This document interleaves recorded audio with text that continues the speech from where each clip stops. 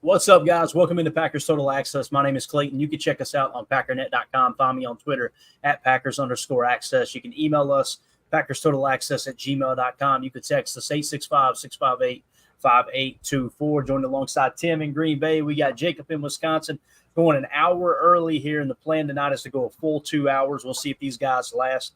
They'll probably get tired of me before the night is over. But we got a bunch of topics to dive into as we get geared up for obviously the game down here in Brazil, down here, like I'm down in Brazil, right? Down in Brazil, obviously kicking off Friday night. We got football tomorrow. What is it? Chiefs, Ravens. That's going to be a dandy, I believe. Going to be a lot of fun seeing two former MVP quarterbacks go head-to-head in Patrick Mahomes and Lamar Jackson to get the season kicked off, right? You guys doing all right this evening, fellas? Yes. Yes, I am. Tim, I don't know about you, but it was about 75 and sunny all day. Oh, it was beautiful. A little breezy. Yeah. Early fall cleanup around here. It was a great day for it, for sure. Yeah, Andy APAC in the house says PTA Posse. What's up, Andy? Good to see you, buddy. AFAM in here as well.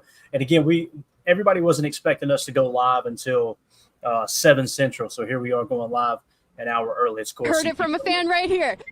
All right, let's get it kicked off right and give a shout out tonight to the good folks over at Ticket King, the official ticket provider of Packer Fan Total Access Live. Wisconsin-based since '92, specializing in Packers tickets. They're Wisconsin's largest ticket source with offices next to Lambeau and in Milwaukee. Just click on the link in the video description. That'll send you to theticketking.com where you can register for free as a customer.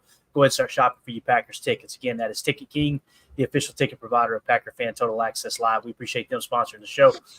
So got a couple of questions that came in from Patreon listeners. I also got a message or a question on a text line that we're going to hit on as well. So we'll just dive right into that. Unless there's something you guys would like to lead off with here right off the bat, we're going to have plenty of time, I think, to hit on everything. But you guys got anything you want to hit on before we get started here? Maybe this is a good opener, especially just if we're having people filing in.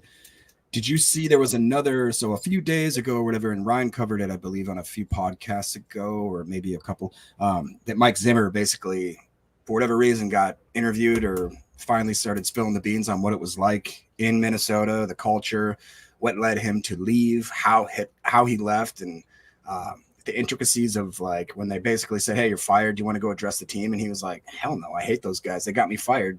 Basically, like literally is what he said. And he also went on to be like, that was one of the dumbest organizations I've ever worked for. Everybody from, I think at some point there was the overlap with Spielman at the time, but then he was talking about that in Fuege.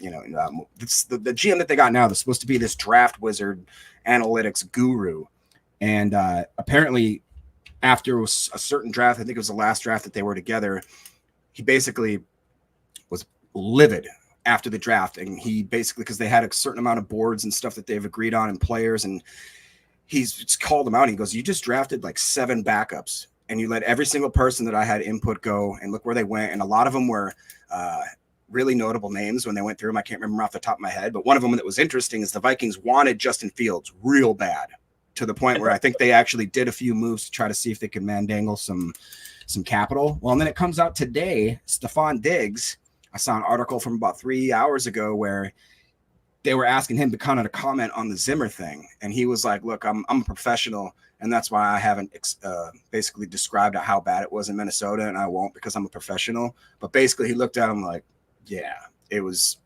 a poop show over there. So anyways, It's just fun to know that as we're on the strong ascension with young talent and a great squad and a solid knit unit, that the Vikings are literally over there just looking like Vikings, man. I think they might need abandoned ship pretty soon. I think I speak for Tim here in saying it doesn't surprise me that the Vikings are running a crap organization. So anything you want to add to that, Tim? Yeah, I despise the Minnesota Vikings. I hate them more than the Bears and the Lions. Dude, try living right on the border where half the people here think. I will not do that. I'll come visit you anytime, but I'm not crossing that Mississippi. Not happening. Not happening. Yeah. There you go. You heard it from a fan. We got everybody following in the chat now, wondering why we're going live, I'm sure. Good to see you in here, Jay. We got Reef in the house, Dave's MX6, Ron Samble, the whole crew filing in. Appreciate y'all swinging through. Let's start off with a little Patreon listener, or a Patreon member, I should say, question here. I thought this was really cool. Came in from Dave Colvin, and I had to ask for clarification. I didn't want to answer the question the wrong way. And then after the show, him going, "Hey, knucklehead, that ain't what I was asking." But here's what he said. Not sure if you guys hit this yet, just for fun. Who are your guys' prediction for offensive MVP, offensive rookie MVP, defensive MVP, defensive rookie MVP for 2024? I'll start. I'm going to leave quarterback out, so I'll go with Dontavion Wicks and Monk just because I think he's going to surprise. And then he went with McKinney and Mr. Evan Williams, the human meat missile on defense. So I just to clarify, you're just talking about Packers here, right? And that was the case. So Sandy Lane Packer actually chimed in here on Patreon as well and said J-Love MVP, Cooper rookie MVP, all right, on defense, obviously. And then Mr. Goat says offense, Josh Jacobs, offensive rookie of the year for the Packers, Jordan Morgan. Defensive player would be Devontae Wyatt. Defensive rookie, Evan Williams. Everybody really high on Evan Williams. And then let's see here. Larry Cano said, okay, now he went into something else. I didn't see that. So we'll hit on that later. So let's just go around the horn with that question there.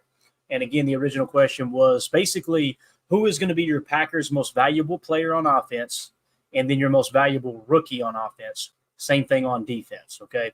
For me, obviously, it's Jordan Love. If I were to do like Dave did and remove Jordan Love from the equation, I think that I could see myself looking up and going, yeah, Josh Jacobs absolutely dominated, right? I mean, if he returns to 2022 form, I could see it being a situation where he could even deserve it more than Jordan Love if he's that much of a factor. Because if teams watch the tape from last year and they start to key in on the passing game, which was really Green Bay's strength, maybe that does open more things up underneath for that route tree that we talked about from the running back position. So I think mine would definitely be Josh Jacobs as far as Packers offensive MVP. Let's go around the horn, Tim. Who comes to mind for you, man? Like I said, you can say Jordan Love if you want. It's totally cool. I feel like it goes without saying. Yeah, I'm going to say Jordan Love. Jordan Love. Jordan Love. J Money. J Money wears number 10 because he only throws dimes. J Money, second year as the starter, hitting his stride. The heck with Packers offensive MVP. He is the NFL MVP this year.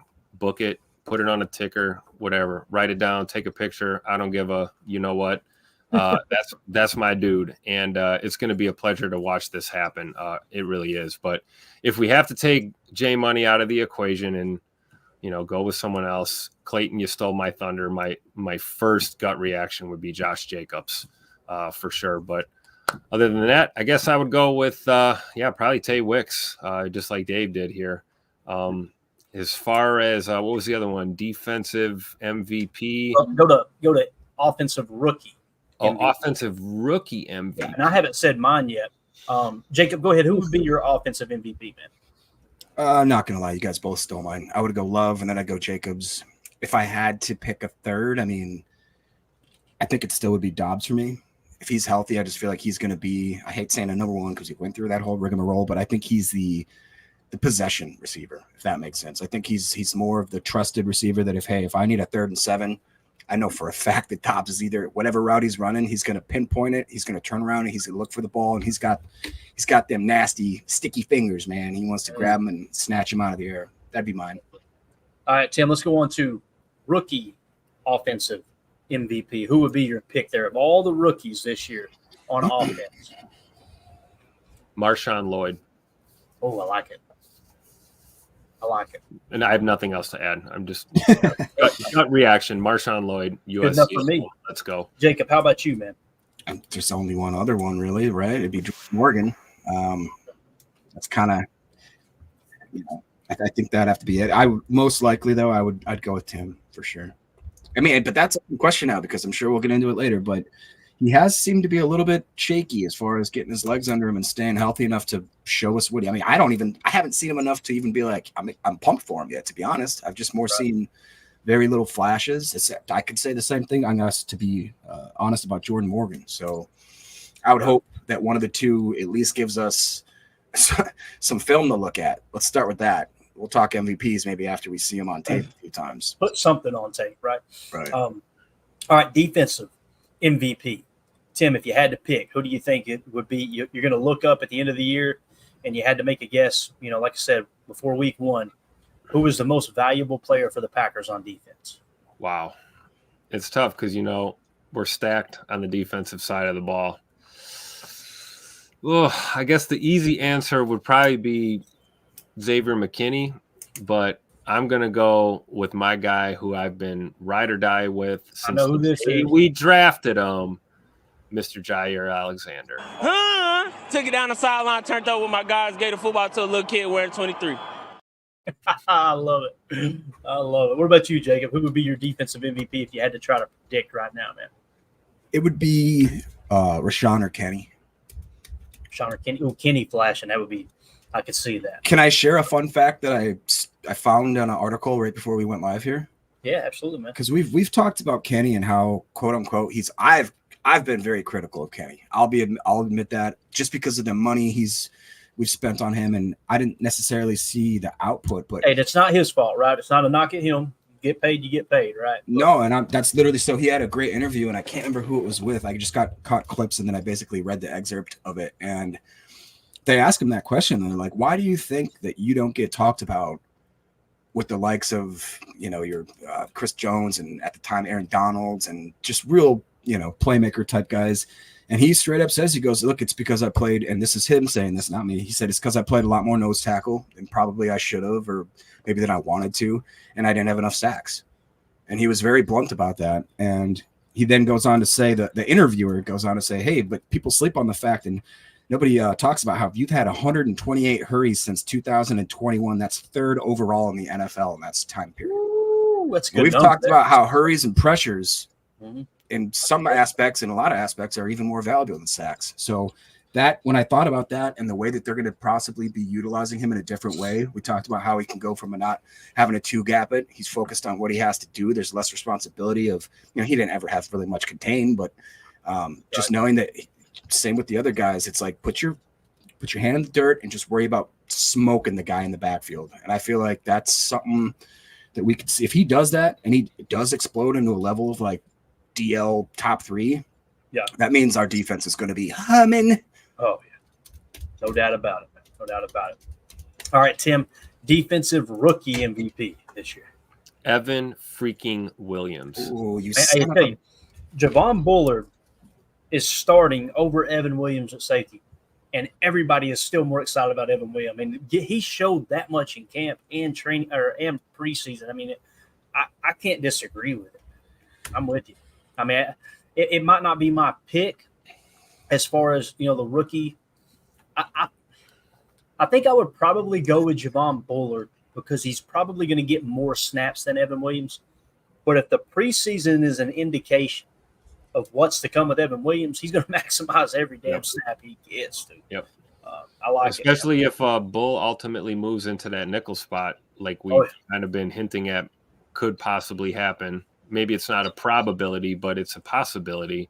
And we could see Williams and Bullard on the field at the same time, with McKinney back there and, as well as the usual suspects in the cornerback room. So I'm just fired up about this defense as a whole. Yeah. Reef gave you a quick list here. He said rookies, Hopper, Bullard, Cooper, and Mosby. So obviously you got Evan Williams in there too. Jacob, what are you thinking, bro? There is a dark horse. He named a couple of them. Hopper and Cooper were guys, but I don't think they're going to see the field. There's a chance that I think Evan Williams could do that. There's a chance, obviously, and you guys know I love Bullard. But I feel like what we're not thinking about is Katana Oladapo. The guy's been waiting in the wings. We've been talking about how he's not been he hasn't been progressing because he had so much time off when he had that initial, I think it was like a toe injury, something like that, or coming off like a surgery in preseason. But apparently, according to All Get Out, he's looked great in special teams. He's doing just enough, or just what he should be doing as far as progressing in the actual safety room. But if there's any sorts of injuries, which, unfortunately it happens every season, we could start seeing him play musical chairs or some different type moving people around. And he is one that I am excited about. I don't know if you guys saw him doing his pregame yesterday or doing the practice. He's got that bright yellow hair. Oh yeah, he's ready, dude. I don't know why that got me so excited. I was so jacked when I saw that, and I forgot how much we were all so excited.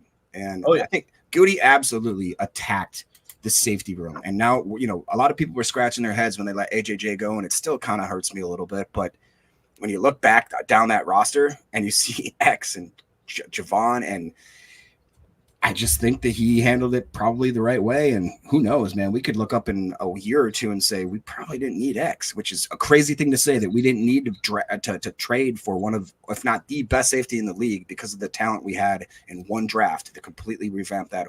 I'm not saying I don't want the draft. I'm still pumped he's here. I think he's going to be probably an MVP on this defense. But the fact that in like a year or two, if Williams and Bullard are both playing and Keaton are all playing at a high level, it's like, okay. All right. I agree. I see the sentiment, but I still feel like you need a guy like McKinney with this group, because if we were in a position where we didn't have that stability back there, after letting Darnell Savage go, say what you want about Sav, man. I mean, the guy's a veteran, right? You got to have at least one veteran in the room, at least in my opinion, when you're looking at a position group like that. But that take would be a completely 2020 revision, like right armchair quarterback, like we stop, I'm just being honest with it. I think you're right though. Like, it would be great to a couple of years from now look back and go like, wow, look, we're good for the future. And who knows what the future holds as far as McKinney. He hasn't played a down of football for us yet. Let's not get too ahead of ourselves, but I know where you're going with that, Jacob, for sure. It's like, what if, God forbid, the worst happens, we have an injury or something back there. It's nice to know that we have depth like crazy, and the depth that we have are basically healthy guys and they're young players. So it's a lot to be excited about for sure. Yeah, Reef is mentioning that in the chat, just saying the depth is crazy, and it hasn't been like that in a while. I don't remember it ever being this deep at safety, ever. Yeah. In my, I've been alive for a few trips around the sun here. Miss Carly Ray says the defensive MVP in her eyes is Jair, so she's agreeing with you, Tim, right? Let's go. That's what I'm talking about, man. If he does, man, watch out for this secondary. I'm telling you. I want to see Jair, and I'm not saying it'll happen, but I want to see him return to the right side of the field when he had his best years, and mainly because you got McKinney on the opposite side, put Ja on this side, man, you've got a couple playmakers splitting half the field. Not that they're going to have half responsibilities, but that's going to make a quarterback really think twice about throwing deep when you got Ja on this side and McKinney on that side. Now, if they decide to line Ja up where they've been putting him on the left side of the field from the offensive perspective, and McKinney's on that side, or McKinney is on that side as well, then one half of the field's basically taken away.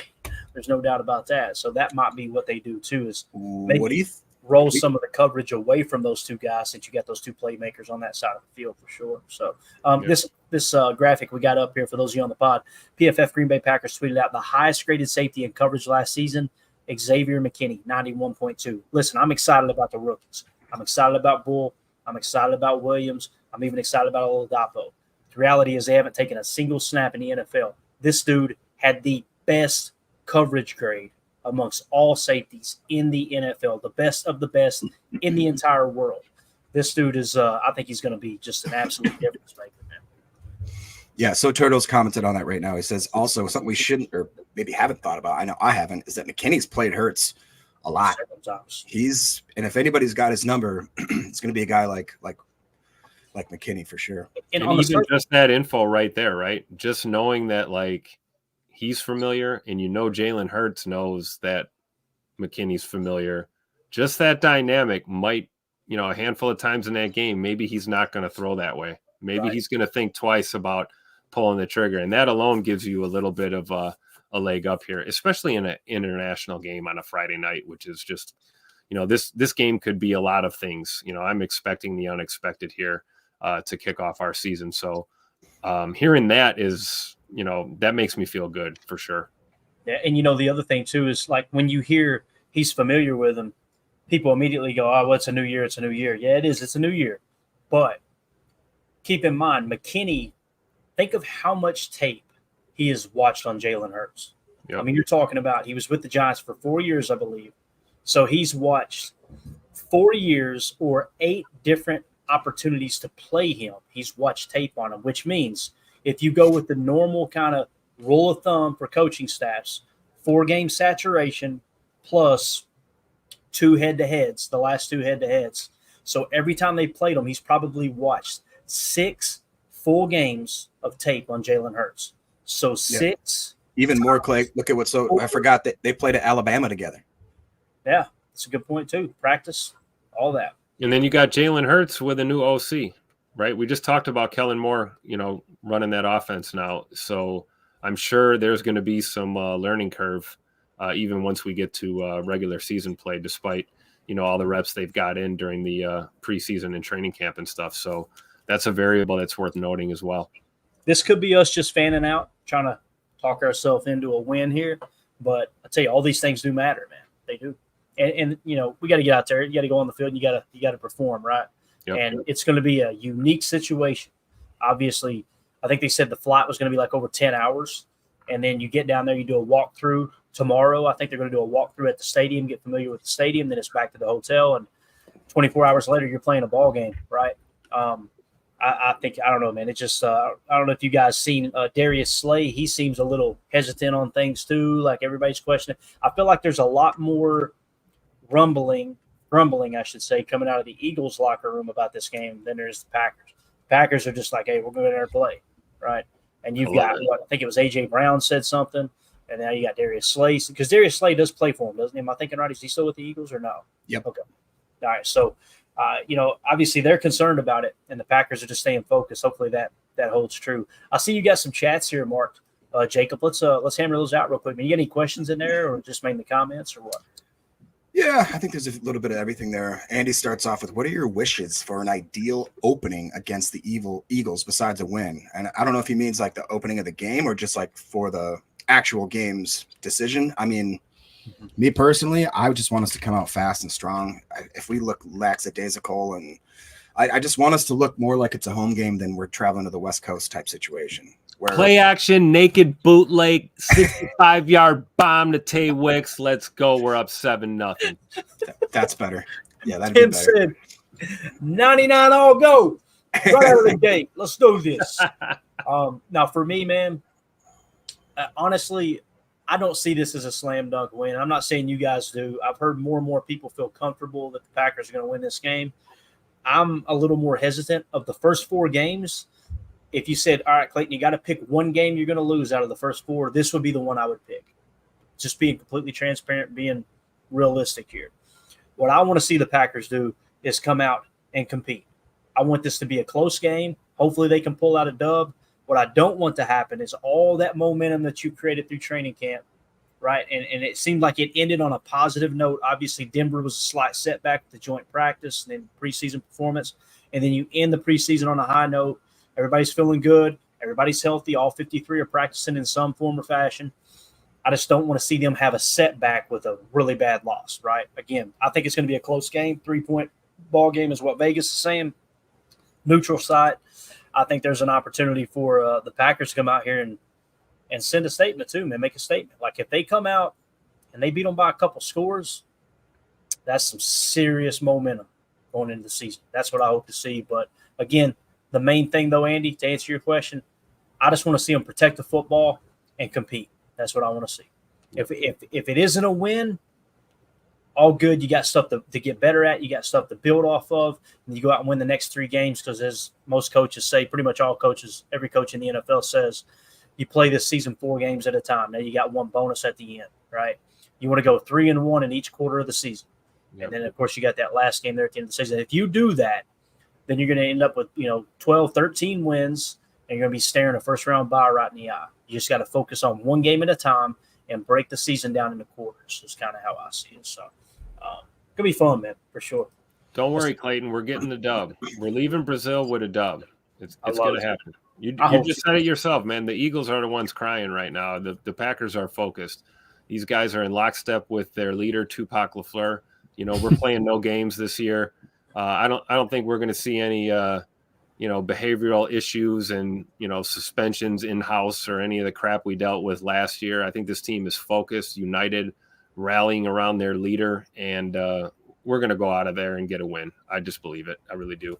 Like, you got Mr. Dan in the house here. I like Dan's energy. He says Vikings overrated and have the worst broadcast team and chant in the league. Skull my ass. I love it. They also stole Sit your butt outside. sweet team. So What's that, Jacob? I'm sorry. the skull chant, they actually stole that from a Swedish soccer team. It's well known. They stole the exact same thing. So like everything with the Minnesota Vikings, it's trash. Reef says, love MVP, offensive rookie MVP, Jordan Morgan, because we need him to produce. Listen, if you look up at the end of the season and Morgan has got, less pressures allowed than anyone else on the line, I know people would just kind of nod their head, hey, he's right guard. How important is it? It's very important because that's pressure right in the lap on the throw side of Jordan Love, right? That's what's really going to determine how comfortable Jordan feels in the pocket, because the reality is you don't worry about what's behind you as a quarterback. A good quarterback, you're just assuming they got my back over there, right? But you're watching everything in front of you. Do I step up in the pocket, slide right? Do I kick back? Which Jordan is really good at, hopping up in the pocket and then doing that little fade away backwards to create that throwing window. I'm with you, Reef. I think Jordan Morgan may be my pick there for offensive rookie MVP. Now, here's the thing. Right now, it sounds like LaFleur is hinting towards them splitting snaps, him being Sean Ryan. Originally, I was like, man, just throw the rookie out there. But I was hearing Mark Tauscher talk about it today on Wildy and Tausch, and it really connected with me. He said, it's a big game, right? Opening week, Jordan Morgan's never played in an NFL game. You're going to be in Brazil. Those fans are just going to be absolutely bonkers to have NFL football down there. Maybe let Sean Ryan go out there the first couple series, let things settle down a touch, and then let Jordan Morgan go out. He talked me into it, and I'm going, what the hell does Tauscher know? I mean, he's just in the Packers Hall of Fame, right? So he talked me into it pretty easy. But, so I kind of agree with you there with Jordan Morgan. Oh, sorry, Jacob. Go ahead, bud. Let's hear it. No, Mr. Dylan Burgeon says, did you guys see Jacob's interview on Good Morning Football today? That man got me hyped up to watch Love and the offense ball out this year. I didn't see it personally, and I don't know if it's one that is brand new, because we did talk about a couple interviews that he'd done over the time, but I didn't personally see it, but I've seen other interviews that made me, I'm not going to say I forgot about Aaron Jones, but I'm starting to forget he was even a thing. I didn't see it either, man, but I'll tell you, it's like trying to get over an ex, you got to start dating someone new. And before you know it, you're getting new photos and you're going to the corn mazes. And say nude photos, Jacob? No, new. How dare you? But, what's up, girl? Jacob said, right here. All right, so obviously did a little Packers Eagles preview there, as we're going to get into a deep dive preview here later on in the show, as we're going 2 hours tonight. So next thing I wanted to hit on, let me see here real quick. All right, next thing, we're going to go a little off topic here, okay? And it came from a listener question, so I don't want to hear anybody complaining about it. Not that you guys will, but just anyone in the chat. When a listener asks a question, even if it's about another team, we're going to hit on it, even if it's briefly. I think anytime you're talking salary cap, no matter if it's around the Packers or any other team, you've got an opportunity to learn and understand, okay, what is the current salary cap situation in the NFL? How does it work, right, type thing. And listen, I don't have all the answers, but I'll share what I do know. And if anybody in the chat has any nuggets that I may or may not have here, you fire away, all right? But this was a question that came in from Chris. Chris said, hey, Clayton, I saw that Trent Williams signed a new contract with all the mega contracts for their superstars, Debo, Ayuk, McCaffrey, Kittle, Williams, Bosa, Ward, and Warner. Do you think that the 49ers are making it hard on themselves to sign Brock Brock Purdy to a long-term contract next season? Thanks for everything you do. I love the show, Alaskan Chris. Appreciate you up there in Alaska, Chris. So here's what we're going to do. Let's kind of take a quick little deep dive into the 49ers salary cap situation, because many people are going, how are they going to pay them? They're not going to be able to pay them. I'm going to show you why I always say the most important aspect is put the best roster on the field, the best players on the field. You can finagle the salary cap if you get ahead of it. The salary cap is very real from a time-sensitive standpoint. When you run out of time, that's when you have to make boneheaded decisions, or you have to, what I say, pay the stupid tax, because you weren't prepared to get certain deals done in time to where you can maneuver the salary cap. So Trent Williams' contract, first of all, when I share this on screen here in a second with Spot Track in the 49ers current salary cap table, it's not going to include this contract. So we got to kind of include it as much as we can with the information we got. Trent Williams restructure is a 3-year, $82.6 million deal, includes $48 million fully guaranteed. Okay, so if you took 82 and divided that by 3, guys, what number do we have here? I'm going to do it real quick. 82 divided by 3, roughly 27 million. Okay, now someone else had put a tweet out here as well. I think it was Andrew Brandt, said per report, so it's not nothing final, but this is what we're hearing. It looks like this is what the 49ers did to accommodate Trent Williams. Increased the 2024 compensation by $7 million, guaranteed the full 2025 compensation, essentially now paying him $48 million guaranteed over 2 years, and then it's we'll see. All in all, not that heavy a lift for the team. That was my initial takeaway too, and I know many people are going, oh, they're screwed now. They're screwed now. Let me show you what we mean by that. But keep in mind that contract comes out to, on average, $27 million. If Andrew Brandt's number is correct there, and I'm understanding his tweet correctly, his salary cap is only going to jump by about $7 million this year currently. Okay, this year doesn't even matter because you're going to see the 49ers are in great shape this year. So here's their current salary cap table. All right, total cap $246 million. They've got $50.4 million in cap space right now. So they could absorb that full 27, which is on the AAV for Trent Williams, and be in perfect shape, right? The question is, how is this going to affect them on down the line? And the reason they're able to do this is because they hit on a 7th round pick, the last pick in the draft. They found their franchise quarterback. That's how they're able to do this. All right. So essentially this year they have $50 million in cap space. This is before Trent Williams. Let's say you did do the full 27 or whatever, right? That's going to leave you with what? What would that number be, guys? 23 million? You'd have 23 million left in cap space to operate with, which means that's going to roll over into next year as well. Let's take a quick glance ahead to 2025.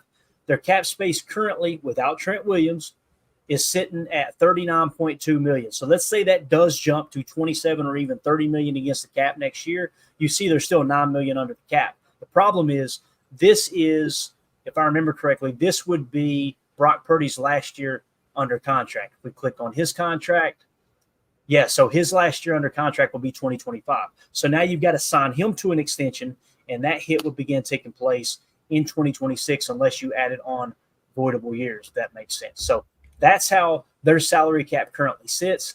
They can make this work, right? If you look at the dead cap that's attached to some of these other guys that they've got on the roster right now, like with Deebo Samuel, they could free up $9 million if they wanted to cut him outright. They're not going to do that. They want Deebo to be a part of the team. But what you have room for there, seeing that the dead cap is only 15-1, you've got maneuverability. If they are competing for a Super Bowl and they haven't hit the wall with age or what have you, you can convert some of that salary cap, that base salary to signing bonus, tack on some voidable years. They're all in right now. And some people are going, they better do it this year because they're screwed after that. I don't see it that way at all. Yeah, I would agree with that 100%. Now, what about look at Hargrave and Ward, 32 and 30 years old. Look at the cap hits. So I would keep an eye on those guys going into next year. I mean, they do look a little older though. There's a lot of guys in that. And that's my point. Like Clayton's saying, like there's stuff's going to fall off. Yeah. There's already room for them to pay Purdy, like let alone they free up more room on the cap restructuring some of these deals. You might get a retirement, from somebody or, trade or whatever. So I think it's realistic to think that by making this move with Trent Williams, I don't think the 49ers screwed themselves out of being able to pay Brock Purdy. And I don't think Brock Purdy is going to command Jordan Love money. I really don't. I don't think he's going to be in that realm. He might be in the neighborhood, but at the end of the day, I think it's going to be a pretty easy signing for the 49ers. I don't think Brock Purdy's going to put screws to him. Tim, if he plays like last year, I think he'll get Jordan Love money. But if he has a step back this year, I think you're spot on, man. I think that could happen, right? I just feel like step back, like losing to the Packers in week 12. And then losing again in the playoffs. Yeah. Did you guys see? There was I can't remember. It might have been Ari or somebody like that. But he did a 15-minute breakdown. Maybe it wasn't that long. It was maybe like 8 or 9 minutes, but I watched most of it, and he kept going on and on about how the front office of the 49ers are absolutely livid with all the money that's been spent, and that John Lynch and that Kyle Shanahan's jobs are on the hot seat if they spend all this money and at the end of the year they don't have basically they said it's Super Bowl or bust, or anything less than that, the 49ers front office is going to be rolling heads. That was the report that he said that he trusts and that came from an absolute genuine source. So I don't know if anybody Ari said this, Jacob. I don't know if it was Ari, but he has that same type of makeup, shorter guy, dark hair, kind of weird voice. He has that same mascara.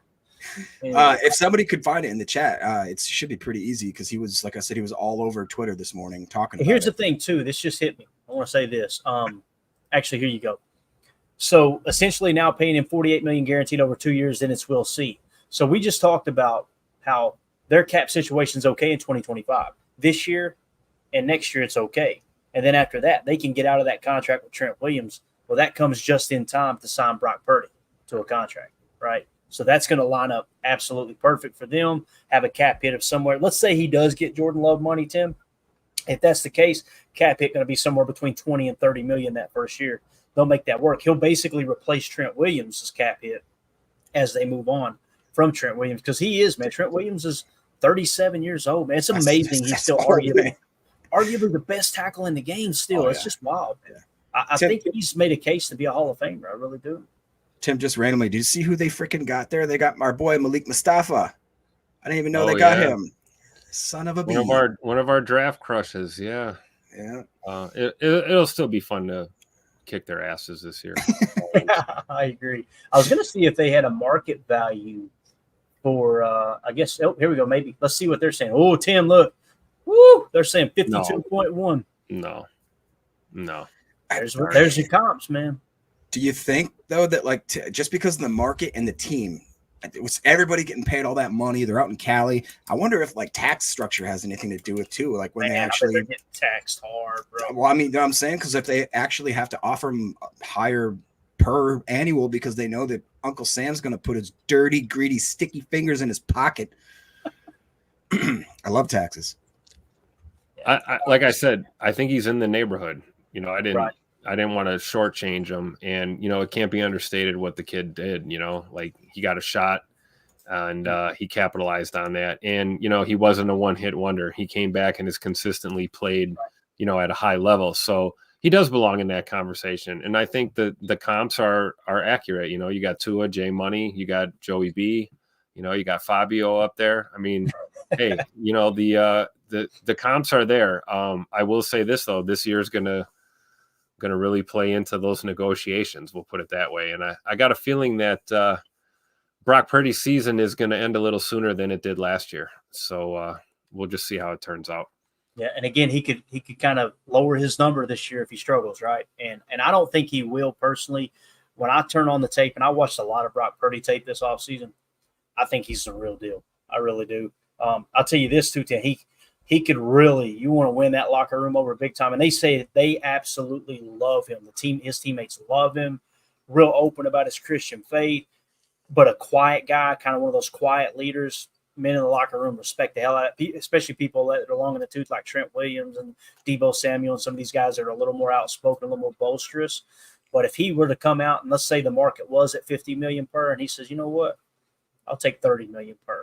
That's what I was getting at. I feel like they're already there with the cap numbers, what we're looking at now, and then let alone want to stay there, right? Yeah, and then even moving forward, depending on what happens. I mean, I'm not saying he's gonna not play a little hardball and try and get his money. Young players they get one real good shot usually at getting a big time contract in this league. Nothing's promised. At any moment it could be snatched away from you. So obviously he should try and get the most he can, but I also don't see him playing major hardball. Like you said, Clayton, he might go team friendly, and take a restructure down the road. We always talk about those voidable years and ways that you can cook the contract, and Yeah. So. And Jacob pointed out here too. I mean, when you get to 2025, that window is kind of closing. 29 years old for Fred Warner, Hargrave 32, Deebo Samuel 29, George Kittle 32. Nick Bosa, 28, Ward, 30, Malik Collins, 30, Brandon Ayuk, 27. Like, you're creeping at Leonard Floyd, 33. You're getting in that. Some guys, they can last, right? They can make it a little longer, like your Trent Williamses, and obviously at the quarterback position. But I'll tell you what, man, not all of them are going to. Some of these guys are going to hit that I'll wall. tell you what, man, if you're, not – this is Packer Fan Total Access, by the way. We're not a 49er podcast. But if you are a 49er fan out there, it's now or never for you guys. I'm seeing a lot of old men about to collect Social Security on your roster. So you guys better get it done this year, and that's all I'm going to say about that. Absolutely. Let's go rapid fire on these starred comments here. These starred comments real quick. You okay? What's wrong with? Yeah, I was just going to ask, what's wrong with old people? Yeah, Jake. What? Tim. 009. Nothing's wrong with old people. Old people playing football is the issue. Yes. Jacob just doesn't seem to think there's an expiration date. You know what I mean? He no, of course not. Yeah. King of the early bird special. Right there at Brookview Meadows. Hope you like Jello. All right. White 009 says, I don't know. I'm not a doctor. He got J-Love's interview around the internet where he's saying that it's a Super Bowl this year. Man, I think they're going to go hard. What do you think? Honestly, I know Tim's going to say yes. Clayton, what are your honest to God chances that the Packers either make the Super Bowl or win the Super Bowl? The Packers making the Super Bowl or winning the Super Bowl. In your heart of hearts, what is your actual percentage maybe, or I don't know how you want to quantify it, but yeah, I hate making I hate making predictions, but I think what it comes down to typically there's somewhere between 6 to 10 teams that have a realistic shot at winning the Super Bowl, and that's all you can really ask for, man. You know, right. I think Green Bay has as good a shot as any. I really do. I was going to say like a 1 in 10. Yeah, I'd say so. Yeah, they got a quarterback that learned how to protect the football in the second half. If that carries over, it's going to be absolutely huge. They've got a quarterback that can make secondary reaction plays, right? We've seen that over and over and over. We've got a quarterback that learned how to reset the protection, pre-snap reads, completely changing the play at the line. I know some fans after the vaccination absolutely hated that Rodgers did that at the line of scrimmage. I love seeing it because your quarterback has complete command over your offense, right? They got all the key positions they need. They got a young receiving core. They're built nice in the front as far as – that sounded bad – as far as the defensive front and flatten the front like Kim. What was that movie? Was it Dodge? It wasn't Dodgeball. What was it? Balls of Fury. Blades of Fury. Blades of Fury. So, anyway, this show sucks already. They're built up front well. Things could be a lot worse. I could be a Bears fan. On both sides of the ball. That's a recipe to win the whole damn thing, man. It really is. So I think they got as good a shot as any. I like the way you put that, Clayton, because I'm not a big prediction guy. I don't like doing all that. I'm a confidence fan, you know. I know what we're seeing, and I do. I think they're in that handful of teams that has a legit shot, and that's all that matters. Really does. All right. First of all, Clayton, this is it says right there in the thing. It says it's the perfect place to enjoy new experiences. You've got that down back, my man. All right. Well, Jacob walking out of there like my knee. He's got a couple other people walking out of there going, my knee. My back. Nathan Arthur says the Eagles players were complaining about going to Brazil on Twitter. So you mentioned Darius Slay. He was very vocal and got, the NFL sissy boys got all upset with that, basically, again, saying it's xenophobic to not want to get murdered, stabbed, and have to breathe in, possible whatever. So it's not a big deal. But I thought that was just interesting that, the Eagles the Eagles players have actually been the ones that are definitely been a little more vocal, I think, about it. Definitely with the media for sure. So that'll be an interesting dynamic to see how that works out. Yeah, definitely. Let's go ahead and wrap up hour one right there. For those of you listening on the pod, we will see you on the other side for hour two. Go ahead and continue there, Jake. Sure. Packer Up just reiterates what I said. He goes, every time I hear skull, I hear stole. Nice. Got him.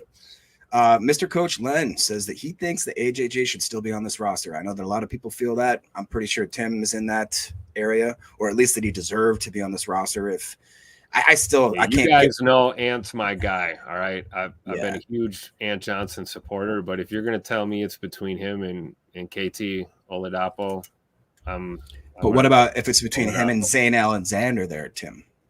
Zane Anderson? Zane That's Anderson. a special team slot. He's never going to be a snap of safety. I hope you're right, Tim. God, not worried about that. He's a special teamer. Sure. And then another great one, Mr. Philly Flyover. We got a Philly fan in here, and he's been very nice, which is not my experience with most Philadelphia fans. They're a great team, but I tell you what, that is a brutal fan base. I read a stat today that they are the only professional sports team that actually has a built-in jail to their stadium. I looked it up. That is true. They are so bad that if you guys remember, there was that like 102-year-old lady who came out to sing like the national anthem or something like that, and they booed her. They booed her. So anyways, he's been real cordial in the chat. So it's nice to always, we like having opposing fans in here, especially if you're cool in the chat. He says he likes Jordan Love. So I really appreciate that. And hopefully, and hey, at the end of the day, it's always sunny in Philadelphia. Hey, that's true. All right. Yeah, shout out to Philly Fly over there, but I appreciate you swinging through, man. And I got a lot of respect for Philly. I got a good buddy. His name's Jeremy. Been a diehard Eagles fan his whole life. I think he lives in Harrisburg, Pennsylvania. And I got to know him really well. And, man, you're not going to find a more passionate fan base. There's no doubt about it. And the reality, too, is they're always the bad ones. The turds that stink the most are the ones that are going to get noticed, right? We know there's good fans within that Eagles fan base that aren't – they know how to act. I'll just leave it at that. Go ahead, Jake. We've kind of had joint ownership over the Dallas Cowboys, too, these past couple of years. Yeah, we can agree on that. Shout out to the Eagles. There you go. Or like their stepdad and stepmama. Jake G126 says, "Hey fellas, I didn't realize the show started an hour earlier today. I dropped a question in the Patreon. If you want to hit it tomorrow, that's cool. Just predictions. If we have time, we can maybe try it today, but otherwise we will hit on that, I'm sure, tomorrow." Mr. Jake G126. We did end up going randomly about an hour early. We didn't know until a little bit later in the day. Sometimes that will happen because Clayton's schedule fluctuates every now and then. He has time that frees up. So just keep an eye on Twitter. That's probably the best way to check our stuff and to see if we are going to be going live. We're going to try to update maybe YouTube if we can in the future. But yeah. And then last time you're going to come to my press conference late. It's true. Mr. Coachland says once again, Mustafa, as me and Tim were talking about, he goes, he's had a good camp, but also still struggles in coverage. He is a human meat missile, though. So there you go. In case you were wondering. Got it. All right. Let's see. I'm going to go ahead and pull up the Patreon since Jake G said that real quick. You guys go with handling another question here from the Patreon group? Yes. Jake Gotchi says, fun prediction for tonight. Let me actually see if I can get this a little bit more zoomed in. Here we go. Fun prediction for tonight. Week 17 ends. What's Green Bay's record? Who is leading the team in receiving yards? And how many picks did Love throw? Who has the most interception? Who has the most tackles? And who has the most sacks? All right. I don't know. I'm not a doctor. Let's dive into it here. All right. Week 17 ends, right? Or the 17th game, week 18, I'm sure is what he means there, right? What's Green Bay's record? I'm going to say they won 11 games. I said somewhere between 10 and 13. The way I'm feeling right now, I'm going to say 11 games. What do you guys think? I think I was strong at 12. I thought that Tim was up there around 15, 16, I thought. Or did he say we weren't losing a game? 14 and 3, and I'm not deviating from my prediction. We're losing 3 games this year. Tim, did I say 11 or 12? Do you remember? Did you write mine down? I think it was 12. I thought it was 11 or 12. Okay. I think you had him at 12. I'm kind of a prep freak. Like, I like being prepared. Everything's organized. But it's also cool to get questions like this on the fly, man. You get real reaction. Pretty cool. Yeah. All right, who's going to lead the team in receiving yards? For me, I'm going to say Jaden Reed again, man. And the main thing is his flexibility. That dude can play slot. He can play Z. He can play flyer. He's going to get those pop passes, those touch passes we talk about all the time. I'd have to go with Jaden Reed. How do you guys feel? I'll go with Tay Wicks. Tay Wicks? Sorry, I'm reading the chat. What's the question? What's your favorite pickle? Kosher. Coach, got it. All right. Who's going to lead the team in receiving yards? I know exactly what you're going through there, Jacob, because when I'll be reading something. Y'all ask me a question. I go, huh? Who's going to lead the team in receiving yards? I'm going to go Dobbs. Dobbs? Okay, got it. So Dobbs, Tay Wicks, and Jaden Reed. How freaking cool is it that we all had a different answer? That's awesome. And nobody said Watson, right? Right. That's crazy because, like, healthy Watson, that's what So Turtle's just saying here. Healthy Watson is a monster. And so far, he's shown that he's good to go, man. And that is scary. Mm-hmm. So, next, who has the let's see, actually, how many picks did Love throw during the season? I'm going to let you go first here, Tim. I'm going to just have a conservative estimation, and I'm going to go with 0. He throws 0 picks. No interceptions. No. 53 touchdowns, 0 interceptions. He actually will get 1 interception as well. He's going to play defense. Let's go with 14. Carly says 14? -7. Okay. So that's some would say it's a little high, but I could see that, man. I could see that. Because, not all picks are on the quarterback. You get those errant tip balls, things happen, and interceptions, get credited to the quarterback. And it doesn't always mean that's, an error in decision. It can be those fluke plays. So, yeah, I'd be somewhere between 9 and 11 on ones that he, actually throw. But, I think 14 probably more realistic. Got it. All right. Cool. Jacob? I'm going to go 8 or 9. I think it's going to be sub 10. Mm-hmm. Yeah. I was thinking around 10 myself. So I'm kind of right in between you two. So if he has under 10 and throws for over 40 touchdowns, Packers probably the number 1 seed, to be honest. That means they get into the football and they put some points on the board. All right, next one. Who has the most interceptions for the Packers? I'm going to go with McKinney. Okay. Tim? Or actually, Jacob. You go ahead, Jacob. I'm sorry, Tim. Go ahead, Jacob. The easy answer would be Alexander, but I'm going to throw a curveball. I'm going to say my boy Stokes all of a sudden starts being a ball hog. Oh, boy. You talking about, woo. I'll be one fired up compadre if Eric Stokes leads the team in interceptions, man. That would be awesome. Well, because at first when I got this question, I was like, what is this? It's not really going to help us. But think about it, because if certain players do end up being this top player, that means the defense in certain ways is going to be way either better than we thought or way different than we thought. And if Stokes ends the year with like 8 picks or something like that, I don't know, dude. I would be so excited. It would just be crazy. That would be awesome. Go ahead, Tim. You guys know my answer already. Take it. Yeah, that's why I didn't say it. That's why I didn't say it. Tim's got dibs on that. So, all right, I love this too, man. I guess we were asking with the question earlier, who's going to be the MVP, the offensive MVP, rookie MVP. Look, Emilio just types in all caps. Glover. For no reason, Travis Glover. Watch somebody get injured, Travis Glover come in and win offensive rookie of the year. Wouldn't that be hilarious? Yeah. I'd laugh. All right. So again, thanks, Jake G. Appreciate you, buddy. Got you there with the Patreon group. If you guys are interested in joining the Patreon group, just go to patreon.com, search for Packer Fan Total Access, or go to patreon.com/Packer Fan Total Access, or you can scan this cool little QR code in the upper right. That'll send you there as well. So appreciate everybody that's supporting us in there. All right.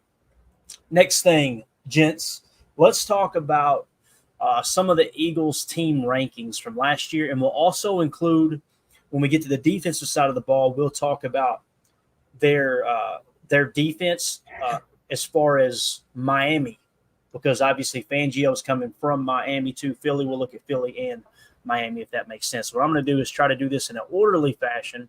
And we're going to dive into offensive numbers first, if that's all right with you guys.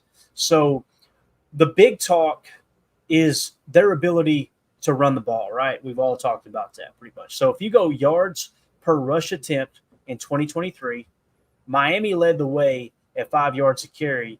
You'll notice that the Philadelphia Eagles are 13th with 4.3 yards per carry, okay? So at 4.3 yards per carry, that kind of surprised me because Green Bay, even though we didn't have the best running game last year, we had 4.4. Everybody's talking about how the Philadelphia Eagles have this dominant running game and it's going to run all over Green Bay. You know, I know Aaron Jones is gone, but you replaced Aaron Jones with quite possibly the best replacement you could come up with and Josh Jacobs, the 2022 NFL rushing leader. I think people were kind of sleeping on Green Bay's running game compared to Philadelphia. Does this strike you guys as odd or catch you by surprise, the fact that Philly is 13th in the league? Now, they're tied for 10th, obviously, at 4.3. So that's a more realistic number there. Does that kind of catch you guys off guard? Because I was expecting them to be like top 3, top 5. Yeah, a little bit. I don't know if I'd put them top 3, but yeah, somewhere around that top 5 area. So it's a little shocking. And I do agree with the sentiment that I think people are sleeping on this run game that we have here in Green Bay. And I wouldn't be surprised after that, like you said, Clayton, that first quarter of the season, that first 4 to 5 games here, if we don't creep up those team rankings when it comes to rushing. We can talk about Josh Jacobs. We kind of know what we're going to get, but we don't know what we're going to get. He had the off year last year, obviously not entirely on him, kind of where he was playing and kind of, the offense that he was running. It's going to be different this year, but we have some unknowns, Marshon Lloyd being one of them. And then we've got Mr. Emmanuel Wilson. I really think that this is going to be a breakout year for him within reason. I'm not saying he's going to be all pro or anything like this, but I think you're going to see him emerge as a supporting cast type of running back and really putting in the work and, making plays for us. So I think we're going to step up the list here in the rankings when it comes to the run game. Got it. Jake Shavink in the chat said they spammed inside zone all year and teams keyed in on it. Maybe he's talking about down the stretch. If you look at these ranking numbers too, in 2023, they averaged 4.3 yards a pop. The last 3 games, 4.3 yards a pop. But look at that last game they played, only 2.8 in that final game where they got beat. If you looked at the last game that they played, right, of last year, Philadelphia was only 3 spots from being dead last at 2.8 yards per rush. So interesting little stat there when you kind of look at it. And here's the thing too, at home, Philly actually averaged 4.3 yards a carry, which was their year average. Away, they were pretty well balanced. So playing on the road didn't really affect their running game, as it was still 4.3 yards per carry. Now it dipped a little bit from 2022 from 4.6. But you can kind of tell they did take a slight step back. So Jacob, anything you want to add to the rushing yards per carry here for Philly? Yeah, just an opinion, I guess. I've never really been so impressed with Saquon Barkley. The way that everybody touted him when he came out of college, and the way that don't get me wrong, he was impressive, and I thought he's a physical specimen for sure. But for all the hype that he had, talking about he was going to be like the next Bo Jackson and like the next, like crazy top. I think he's been a maybe middle of the league running back at his best. I really don't think there's that much hype, and he's getting old, man. So I just don't feel like that they're going to improve much on this run game. And I really do think the Packers are set up to do anything but decline, I mean, yeah, I can't not decline, sorry. Right. I can't see a scenario where it's like, okay, they're a little older. They might, hit the wall. It seems like they're on the ascent, right? Is what it seems like when it comes to the Packers. So let's look at passing stats real quick. If we go to passing offense, and let's go to yards per pass attempt here. All right. And who led the league? Brock Purdy's San Francisco 49ers at 9 yards per pass attempt. Second was Miami, then Baltimore, Houston, Detroit. Green Bay comes in the number 9 spot. Philly, number 13. So same as their rushing spot there at 7.2. They're actually tied for 11th, though. So these two teams, when you look at it offensively, guys, both yards per carry, like yards per attempt, rushing, and passing yards per attempt, they're like neck and neck. And it's going to be a damn good ball game to watch Friday night. I had said that a few weeks ago on the pod that I got this sneaking feeling that we're going to expect, a slugfest and a lot of scoring, but this reeks of 14-10 or, 13-10 type of game. It could be a grinder. It really could. These teams are evenly matched in a lot of ways. And, first game of the year, international play. It's Friday. There's a lot of weird variables. This could be any kind of football game. A boat race in either direction, I don't see happening. I see it being a close game for sure. Yeah, definitely. Anything you want to add to the passing game there, Jacob? No. Yeah, people are going to be all Yeah. On paper, they added Jahan Dotson. They've got a really good 1 through 3. We've got a really good 1 through 6. And we've got 2. They have Dallas Goedert. I think he's a little bit banged up. I'm sure he's going to play. All in all, I'm not scared of him. I'm just not. And I think that we're in a much better position to improve all these numbers. I think they're in a much better position to take a massive decline, or at least a decline. Yeah. Now, when you look at overall scoring last year, the NFL team points per play, which is my favorite metric as far as scoring power for an offense. San Francisco number 1, Miami 2, Dallas 3, Baltimore 4, Detroit 5. Green Bay comes in the number 7 spot. Right behind them, Philadelphia Eagles at .379. I mean, it's neck and neck on the offensive side of the ball for sure. So there is your scoring look there. Now let's go to scoring defense. Actually, since we started with the run, let's go to rush defense. All right. So let's see if we can pull this off here. Opponent yards per rush attempt. Let's see who was better at stopping the run between these two teams. Okay. New England led the way, obviously, then Houston, Minnesota, Chicago, then Tennessee. Let's see who comes first here. Is it going to be Philadelphia or Green Bay? Definitely Philly. They gave up 4.3 yards per attempt last year. Green Bay gave up 4.5. So, again, you change defensive coordinators, and this is what I was going to try to take into consideration here. You see where they finished there. Where did Miami finish against the run? Vic Fangio was 7th in the league, actually tied for 3rd at only 3.8 yards per attempt. So we can't pull up Jeff Hafley's numbers, obviously, from Boston College, and nor would we want to. Trust me, I dug into that. But it seems like Philly may have the edge as far as stopping the run. And we know that defensive line, that defensive front is just, one of the best in the league. So anything you guys want to add to that conversation there, man? Yeah, I just think it's a good point. Like So Turtle said, Devin White, I didn't realize how bad he's been over his career. His PFF grades are like 30, 50, 40, 30, 50, 40.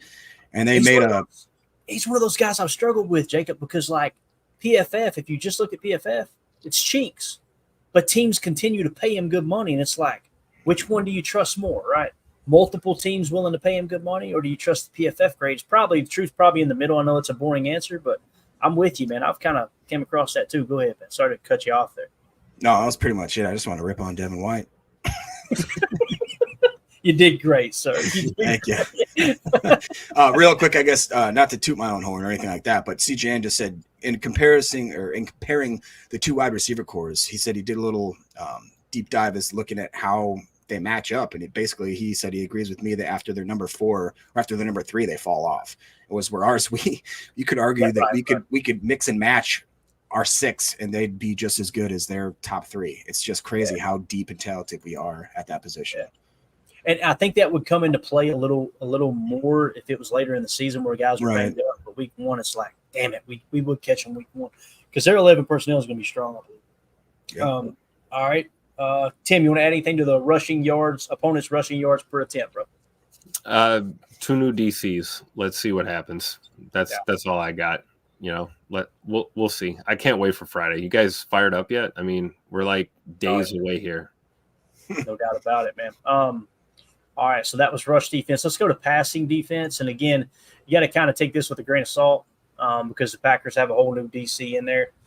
But let's see here, passing yards per pass attempt by your opponent. Let's see where Philly came in against the pass. 19th at 6.7. Actually was deadlock tied with Joe Barry's Green Bay defense at 6.7. So I think Jordan Love's going to have plenty of opportunity to come out firing on all cylinders passing the football if everybody's on the same page. Jacob, you pointed this out. What was it, 2022 when he had to come in and play for Aaron, and he kind of lit him up. And I know different defensive coordinator, obviously, maybe a little bit different personnel too. You got a couple of rookies that are going to be added in. We can't just – Quinyon Mitchell was my best corner in the draft. They got him, right? They also got Cooper DeJean. I'm trying to figure out if Cooper DeJean's actually healthy or not. Is he good to go? I don't think he is. From what I've read, it doesn't seem like he's going to play. No, for sure. Yeah. Because, I'm with you. I was kind of thinking he wasn't going to play, but I haven't been keeping that close tabs on that either. So, so that's where Philly sits there. Now, obviously, Miami, little bit higher, 15th at 6.6, only 1/10 of a yard difference, some passing yards per attempt. So, I think Jordan Love's going to have an opportunity to throw the ball around the yard a little bit, man, for sure.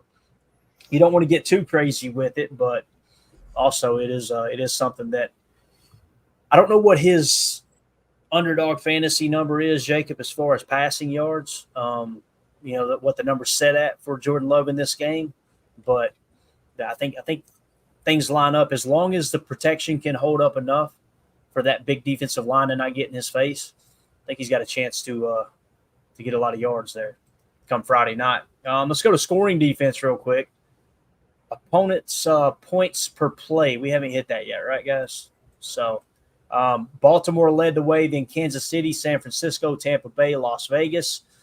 Green Bay comes in at the number 12 spot under Joe Barry. You guys know I've talked about, Tim, I feel like we got to crack into that top 10, man, for Jeff Hafley to justify this move. If that drops, I'm going to be angry. Right? Especially considering the talent that was brought in on top of it. So right. you bring Coach Half in and then you give him a bunch of weapons to use. I mean, you got to think we're going to improve. And I believe that's the formula. If we can break into the top 10, if we got a top 10 defense in this league and this offense is humming like I know it's going to, we're bringing Lombardi home. I'm still confident as ever. And but it's going to take that. It really is, because the personnel, it's there. The position coaches are there. It's changing of the guard. You got a new regime. You got some fresh talent. You got some familiar faces mixed in there. Veteran leadership on top of the young talent. I think Coach Half gets us over the hump, and we get into that top 10. And I'm with you, Clayton. If we don't, we're really going to be scratching our heads. And like we do every 4 or 5 years, we start asking for you and I are dread that we're like, God, please let this work out. Yeah, exactly. So hopefully we get more than one Lombardi trophy here in the Matt LaFleur, Jeff Hafley era. So we'll see what happens. I like it. Jacob, look at this number, man. Philly last year, 29th in opponents' points per play. They were 3 from the bottom of the league. People go, well, how did Miami do with Fangio down there? 24th. So I'm telling you, man, it's that gives me a lot more hope right there. When you were talking about the slight edge going to them being able to stop the run and them having a strong running game. And someone pointed out in the chat too, I need to give them a shout out if you know who it was. They said, keep in mind Jalen Hurts and that tush push, how often they ran it. I don't know how often they did last year. I know the year before they ran it like crazy. That's going to bring that yards per attempt down. And that's a great point, and that's worth mentioning, obviously. But I don't know, man. When you look at these, let's say they're somewhere in the middle between 24th and 29th. Let's say they're 26 in scoring defense this year. Jordan Love likes to go out there and put up a 30 or a 40 burger on them, right? Yep. I would think so for sure. Just to do a little house cleaning from what we just covered a couple minutes ago, Mr. Round Sandville in the chat says DeJean was not on the injury report. Don't think. Down there in the chat as well, Mr. United Bates says this was a quote from Mr. Vic Fangino, whatever his name is. I think he is as prepared as he can be, but having said that, he's not where he needs to be. So I think that means he's not hurt, but he ain't going to play unless we have to. That's what I heard from that. Yeah, that and listen, that could be a little bit of gamesmanship too, right? You know how they do. They could be trying to throw a little smoke screen there. But again, he's a rookie, and you're missing all that time in training camp. It's kind of like Jordan Morgan. The reason you don't want to march him right out there is because he's missed pretty much all of camp other than that first week. That could be the case. Saying he's back from injury. He's behind on reps. He's basically our version of Katana Oladapo right now. Got all the potential in the world. Probably is going to be really good. But as far as right now, he's just behind the 8 ball with a lot of people, compared to a lot of people, I would say. Got it. Good info, Bates. Thank you so much, buddy. And one other thing you mentioned, what would be the over-under for Jordan Love's passing yards this game? Most of it has it set around 257.5. Tim, how do we feel about that? Would you go over or under 257 yards passing for Jordan Love? Over. I like you look like Craig on Friday. Yes. Yeah. More than that, probably less than 500 yards. but definitely more than that. Go ahead, Tim, or Jacob. Boy. Keep cleaning up the chat here, bro. What else you got for us? If you want me to hit the chat, I can do that. Let's You do want it. me to do that? We got a few we should probably clear out. Yeah.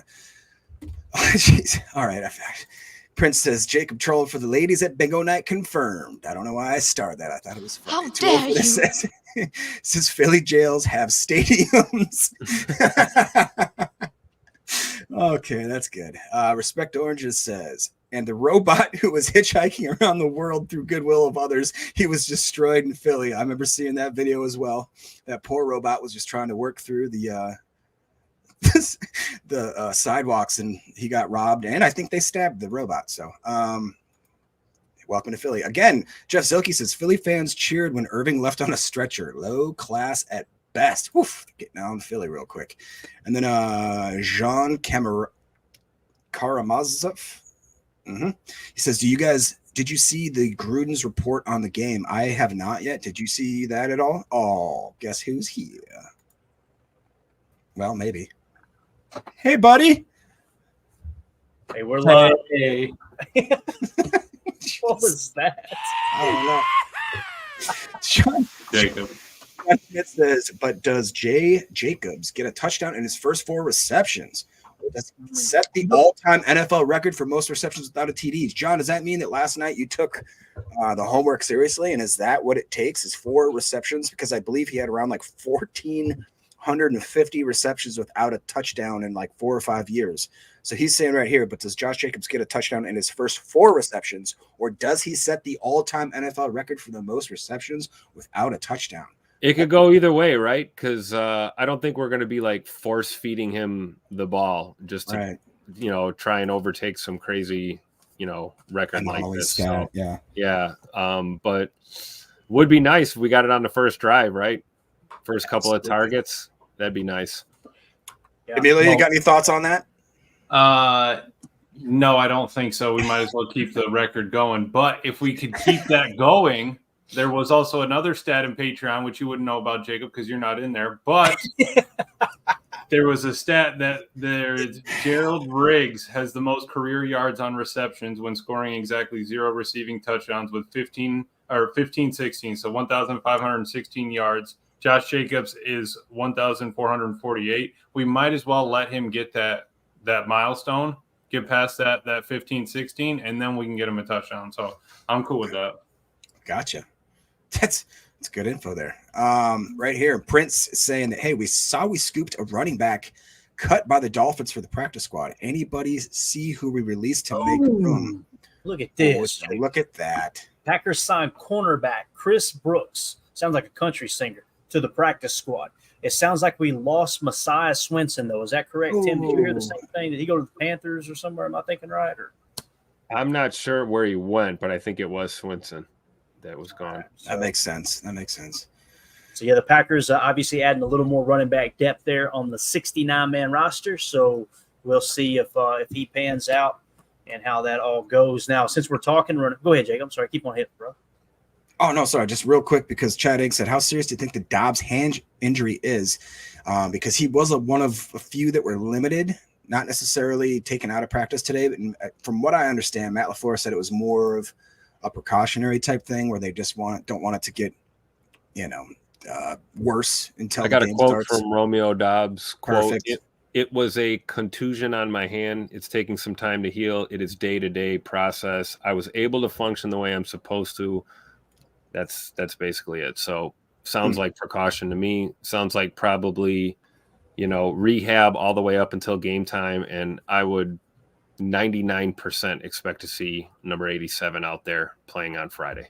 Gotcha. And the last one quick here, and we'll get back to the meat and potatoes of the podcast here. Ron Sanford says Hurts yards per rush as a rookie was 5.6 and has gone down each year by and now it's at 3.9 last year. And I think that's probably an indication of what Clayton mentioned earlier, that tush push. When you're only looking for a yard or half a yard or whatever it is, those numbers are going to probably look a lot worse than normally. So, yep. And here you go, just so you know. Contusions, often referred to as bruises, are common occurrences in our day-to-day life. They occur with impact, crushing, or twisting forces or a direct blow to the hand. They disrupt blood flow and lead to pain, swelling, and limited range of motion. Emilio, are you taking notes? Contusions can occur at the level of skin, muscle, or bone. All right. I don't know. I'm not a doctor. How long does it take to heal? Usually to go away about 2 to 4 weeks, but if you're an absolute dog like Romeo Dobbs, it's just a day or two, you're good to go, man. So. They hurt like hell. You forgot that part. Yeah. The right spot, the right bruise. Yeah, it hurts bad. Clayton, those are the ones you normally get on your shins trying to cross over the trailer. Oh, my God.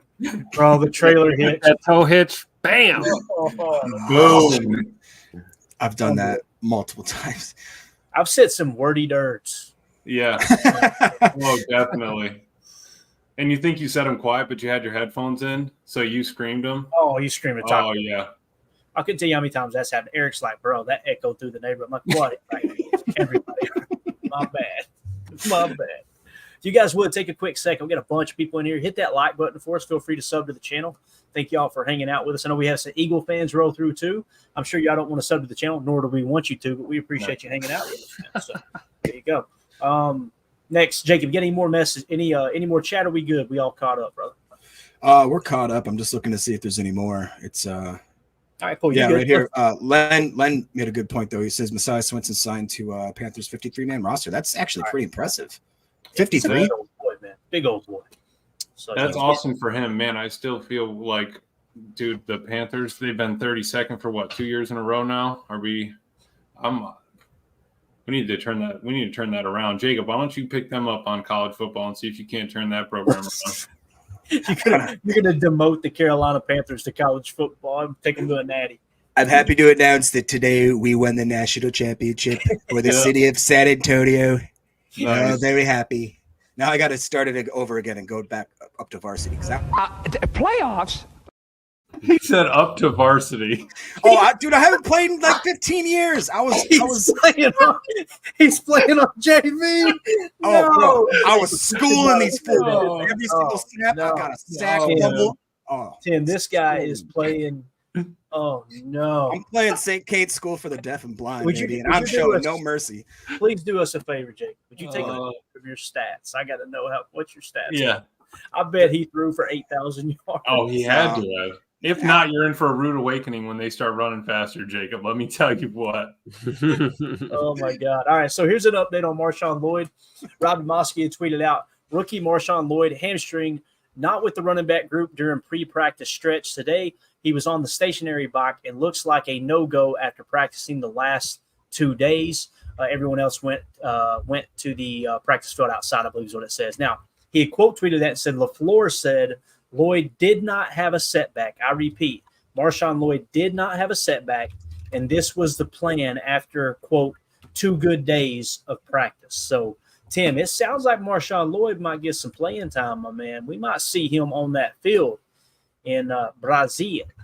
It would be nice because we haven't seen much of Marshon Lloyd other than, if you've been paying attention a lot during camp, that's about it. So it'd be nice to get him out there early and often and, see what he's really got because, hammy, hip issues in a running back, those are always tough. And it's good to know that he had, a couple good days of practice here. Hopefully he has himself a game, but I do think even, like I said before, I think it's running back by committee. Having Josh Jacobs here, fills that void that a guy like Aaron Jones leaves when he leaves your organization. So that was a great move to bring another veteran running back in here. But that being said, I don't think it's going to be all Josh Jacobs. I think we're going to see Emmanuel Wilson. We're going to see Marshon Lloyd down the stretch. We might see guys like Ellis Merriweather at certain points of the year. So I'm excited about this running back room, but I've said it before. I'll say it again. I think Marshon Lloyd has star potential. I really do. Guy's got star written all over him, and it all starts on Friday. So hopefully he gets a lot of carries. I'm with you. I hope he was a little lower on my draft board, Tim, but Daniel Jeremiah has forgotten more about football than I'll ever know. He said he was his best running back in the draft, man. That's really exciting.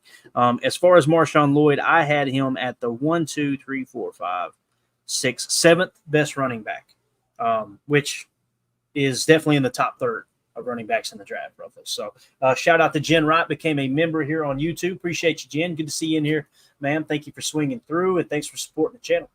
All All right, let's see. We got anything else starred here? Did you star that, Emilio, or did Jacob do that? Jacob definitely started that one. All right, cool. I can't tell if he's joking or not. I think he's. Yeah, I was just going to try to search that up, but we're just going to leave it. Yeah. 2-0 for this. We love you, brother. We're going to leave that one alone for us. Appreciate you testing our he's AI. He's a real person, guys. He's a real person. I understand he's a real person. I just don't know if it's actually his cousin or not. Is what I get you. I think he might just be wanting us to say Yankoff on the show. So there you go. We said Yankoff. Congratulations. 2-0 for this. You did it, sir. All right. Let's see what else we got here real quick before let's dive into the injury report. Is that cool? So kind of a small list here for both teams. Obviously, let's start with the Packers. Edgerrin Cooper with the hip. He was limited today. Romeo Doubs with the hand contusion, limited. Marshon Lloyd, hamstring, did not participate. We just heard you say that was all part of the plan there, according to Matt LaFleur. Carrington Valentine, hamstring, limited participation. And then Emmanuel Wilson with the hip, limited participation. So my guess is Marshon Lloyd, I'd say Emmanuel Wilson has a better chance to play than Marshon Lloyd, but you'll probably see all three active on game day. The way, based off of what Matt LaFleur said there, that could be the case. So keep in mind they signed that extra running back to the practice squad. I'm not saying they would activate him on game day. Obviously, have a 1 day in the building, but sometimes that can speak volumes when you bring that position in and re-up that position group, I should say. Edgerrin Cooper, fellas. How are we feeling about Coop? Do we think we're going to see him Friday night, man? Do y'all think it's finally time we're going to see him on the field? I don't think he would start in that nickel set. I don't even know if he'll start in the base 4-3, but maybe they try to get him out there on special teams and get him some snaps in kind of a reliever role. Tim, I'll go with you. You're the defensive fan here, brother. How do you feel about Coop? You think we're going to see him out there, man? I think very sparingly. I think, he was kind of a late addition towards the end of camp, finally saw some time on the field. I don't know. I agree with your assessment. If we are going to see him, it's probably going to be limited, maybe a snap or two here and there, and then special teams play. But that's a guy with high ceiling, right? So if he's limited, he's got a hip issue, we don't want to just throw him into the fire right away and, ruin things for him before it gets started. So I would think he's progressing along at whatever rate he's progressing, and they're going to clearly make him a part of this defense and this linebacking core, which is why he's on this team. And I would anticipate with him being limited, he'll be active, ready to go. But I don't think we're going to see a ton of Edgerrin Cooper on Friday. But you know how football games are; that could change. 5 minutes into the first quarter, we don't know. So hopefully, if his number is called, he's ready to roll. And I'm looking forward to seeing him, though, as well as, guys like Tyron Hopper, too. I love our linebacker room. I know we've talked about that possibly being, one of the shortcomings on this defense, if you will. But I don't care what anyone says. I'll take Quay Walker, Zay McDuffie, and Mr. Wilson any day of the week. And when you got guys like Cooper and Hopper coming behind them, you can't really go wrong there. So hopefully we see a little bit of Coop on Friday. Got it. Dave's MX6 Garcia said they would activate Merriweather before the new guy. Absolutely, man. There's no chance the new guy's going to see game time. I'm just simply saying when they bolster a position like that, it does make me think, all right, is Marshon Lloyd not far along as they need him to be, and is Matt LaFleur throwing a little smoke screen there? But, Jacob, this injury report here, anything you want to hit on before we get to Emilio here? Well, as far as the Green Bay side. Right. Honestly, I'm not too concerned about any one of those players individually. It just is concerning. Those are the 3 H's I don't want to see is the hands, the hips, and the hamstrings. A lot of H's out there. You're right. You know what I mean? Also some human, never mind. Especially on a receiver, right? Well, that's the thing. A hand injury on a lineman is like, tape it up and put the club on it and let it go. But that was going to be my point too, is hip on a linebacker, not great. Hand on a wide receiver, not great. Hamstring with a running back, not great. Hamstring with a quarterback, not great. Right. Hip with a running back, it's not. Those aren't all things you just kind of put a bandage on and you can just go. Those are more like, hey, that kind of is the main, part of what I do here. So I hope that this was all precautionary and that a few more days, a little more ice baths, whatever you got to do. Oh no. What? Just in. Oh, no. Chris C. Ron Torbert is going to be our official on Friday. What does that That's mean? your guy, Tim. That's your guy. You sure about that? What's his deal, Tim? Oh, What's his problem? I'm not going to drag him. You just did. You already No, I just highlighted a chat. And you went, oh no! let Chris C take the rap for this one. That was Chris. That wasn't me. I don't know what you're talking Here, about. I'll sum up my feelings about Mr. Torber. Yeah, that was definitely wet. That was a wet one. A little too in the end. All right. Emilio, what's your main concern here? Any concern you feel good about the Packers' health? Man, I don't know about you guys. I'm kind of excited to see only one did not participate here. Mm-hmm. Yeah, and I think we knew that one was coming, right? With Marshon, he hasn't been out there. I think everybody else is perfectly fine. Carrington, isn't going to be out there starting this year, so it's all right that he's got that little bug. Emmanuel, we're going to probably need him a little bit more, but you might as well rest him and take it easy. Just go through uppers, take it, get your stretching in, all that.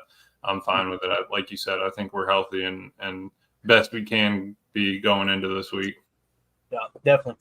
All right, we'll pick up with the Eagles injury report and then do our PFF preview in hour 3. For those of you listening on the pod, we will see you on the other side. Appreciate you. All right, let's hit on the Eagles real quick, fellas. 126.00. All right, we're crushing it. Eagles, they seem pretty healthy too, don't they? I mean, I don't know who they may or may not have on IR, but obviously A.J. Brown got some rest. Landon Dickerson got some rest. And then Isaiah Rodgers, cornerback with a hand injury, he was limited, and Devin White with the ankle limited. So really not a whole lot to talk about there other than maybe Devin White. If they do have to tape up that ankle, that might hurt them a touch. But how you guys feel? I know this. The fact that Devin White is obviously projected to be a starting linebacker for them, and he's got a slight ankle injury, I'd be a little more concerned about that than I would Edgerrin Cooper, who's probably going to be a backup with a hip injury, right?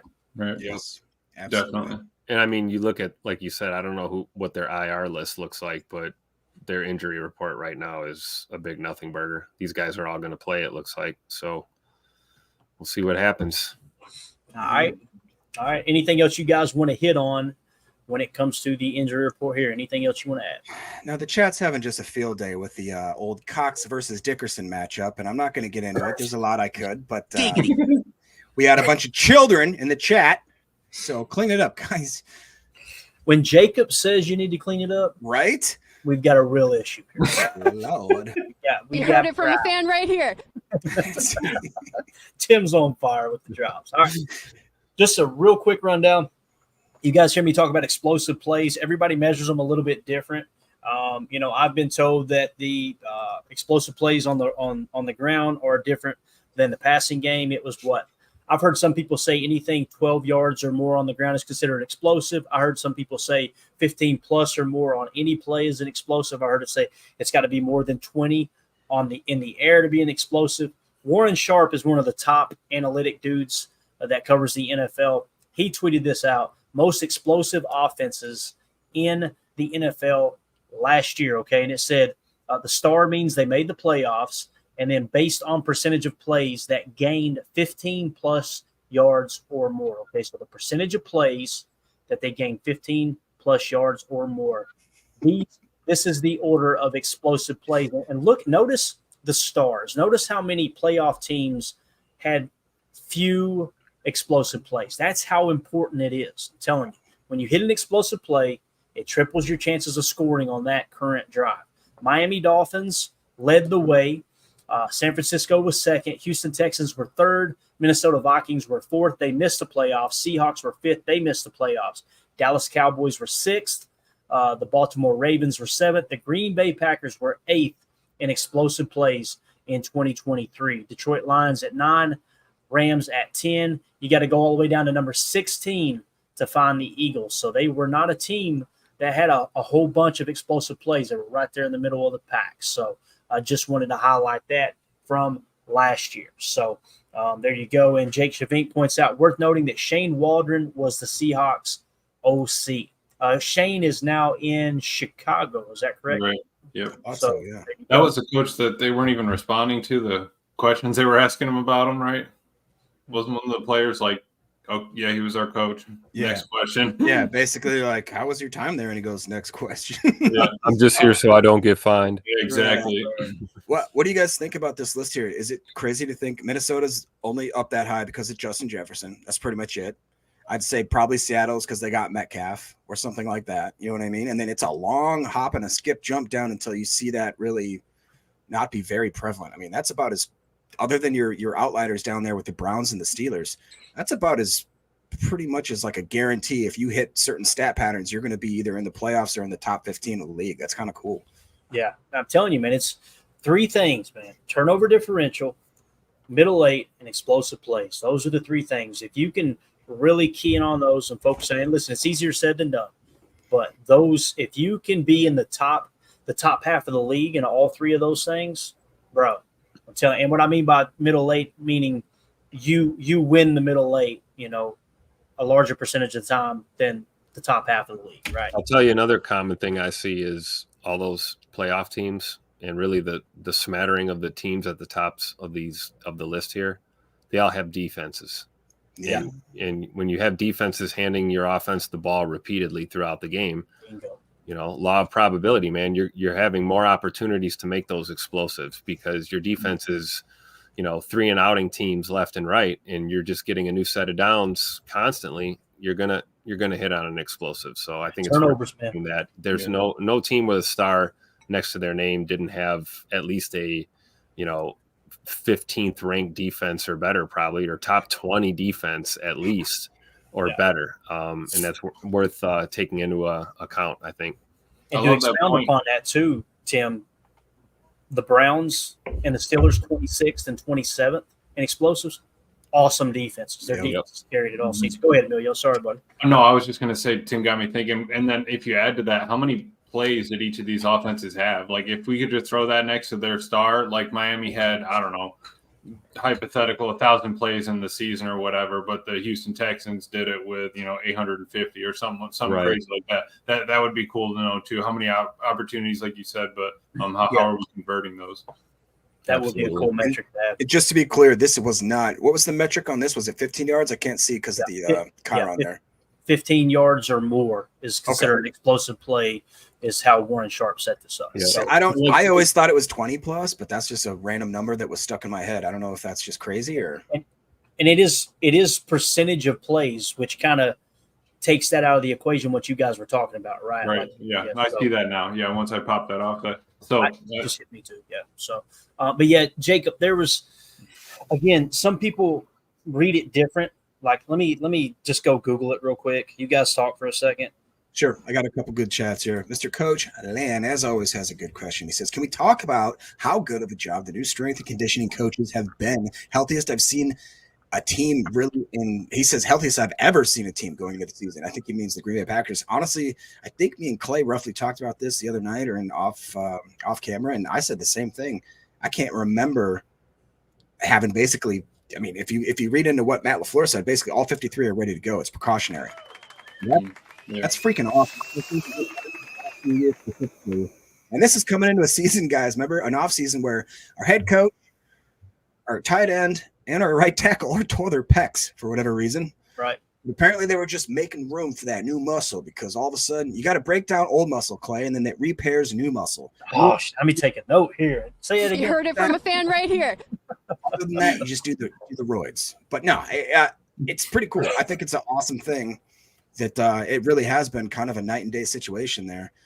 And then, did you find your stat there you needed, Clay? I did, yes, sir. So it's commonly across the NFL, and this is the way I've always known it too, is in the air 20 yards or more is considered an explosive. On the ground 10 yards or more is considered explosive. So what Warren Sharp did was just overall 15 right in the middle. So I think all of those metrics kind of check out. It's, you get more than 10 yards on a play, especially a running play, it should be considered an explosive. And then obviously 20 yards or more in the air triples your chances of scoring on that drive.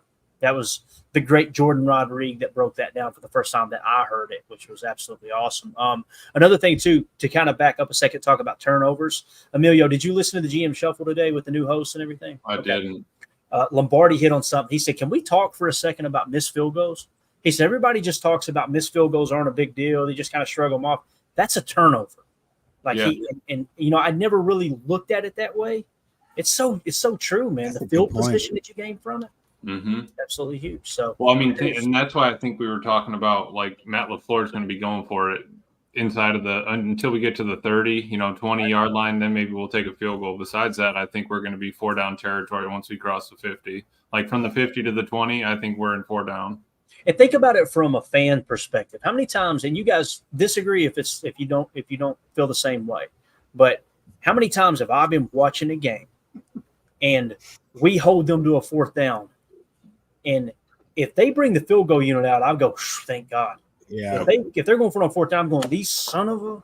Yep. Like, I get so upset, right? So why not go for it more often? Unless, like you said, Emilio, it's kind of a chip shot, right? Right. What do we And I know think- about LaFleur? He can run those condensed sets, right? With no problems. Short yard situation, no problem. We're great goal line situations, red zone situations, 4th and short situations. I agree. I think if we're playing the statistics, I think this league is slowly really transcending into that. It's almost a foregone conclusion. If you're you're around midfield or maybe into your opponent's territory there, you're in short yardage, you'd probably almost 9 out of 10 times rather go for it than kick the long field goal. Right. Yeah. Don't worry about that though, Tim, because Tool for this says, "What's a missed field goal?" We have Braden Narvison, so I don't think I don't know what that is.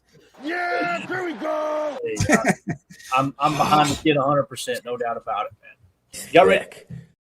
Jeez. No, we're not. Are y'all ready? Are y'all ready to dive into this preview here? That was brilliant. Let's hit this PFF preview here. Can y'all see that enough? I really like the layout like this. Now I can. If the camera kicked back on, this is what you'd see from Tim. I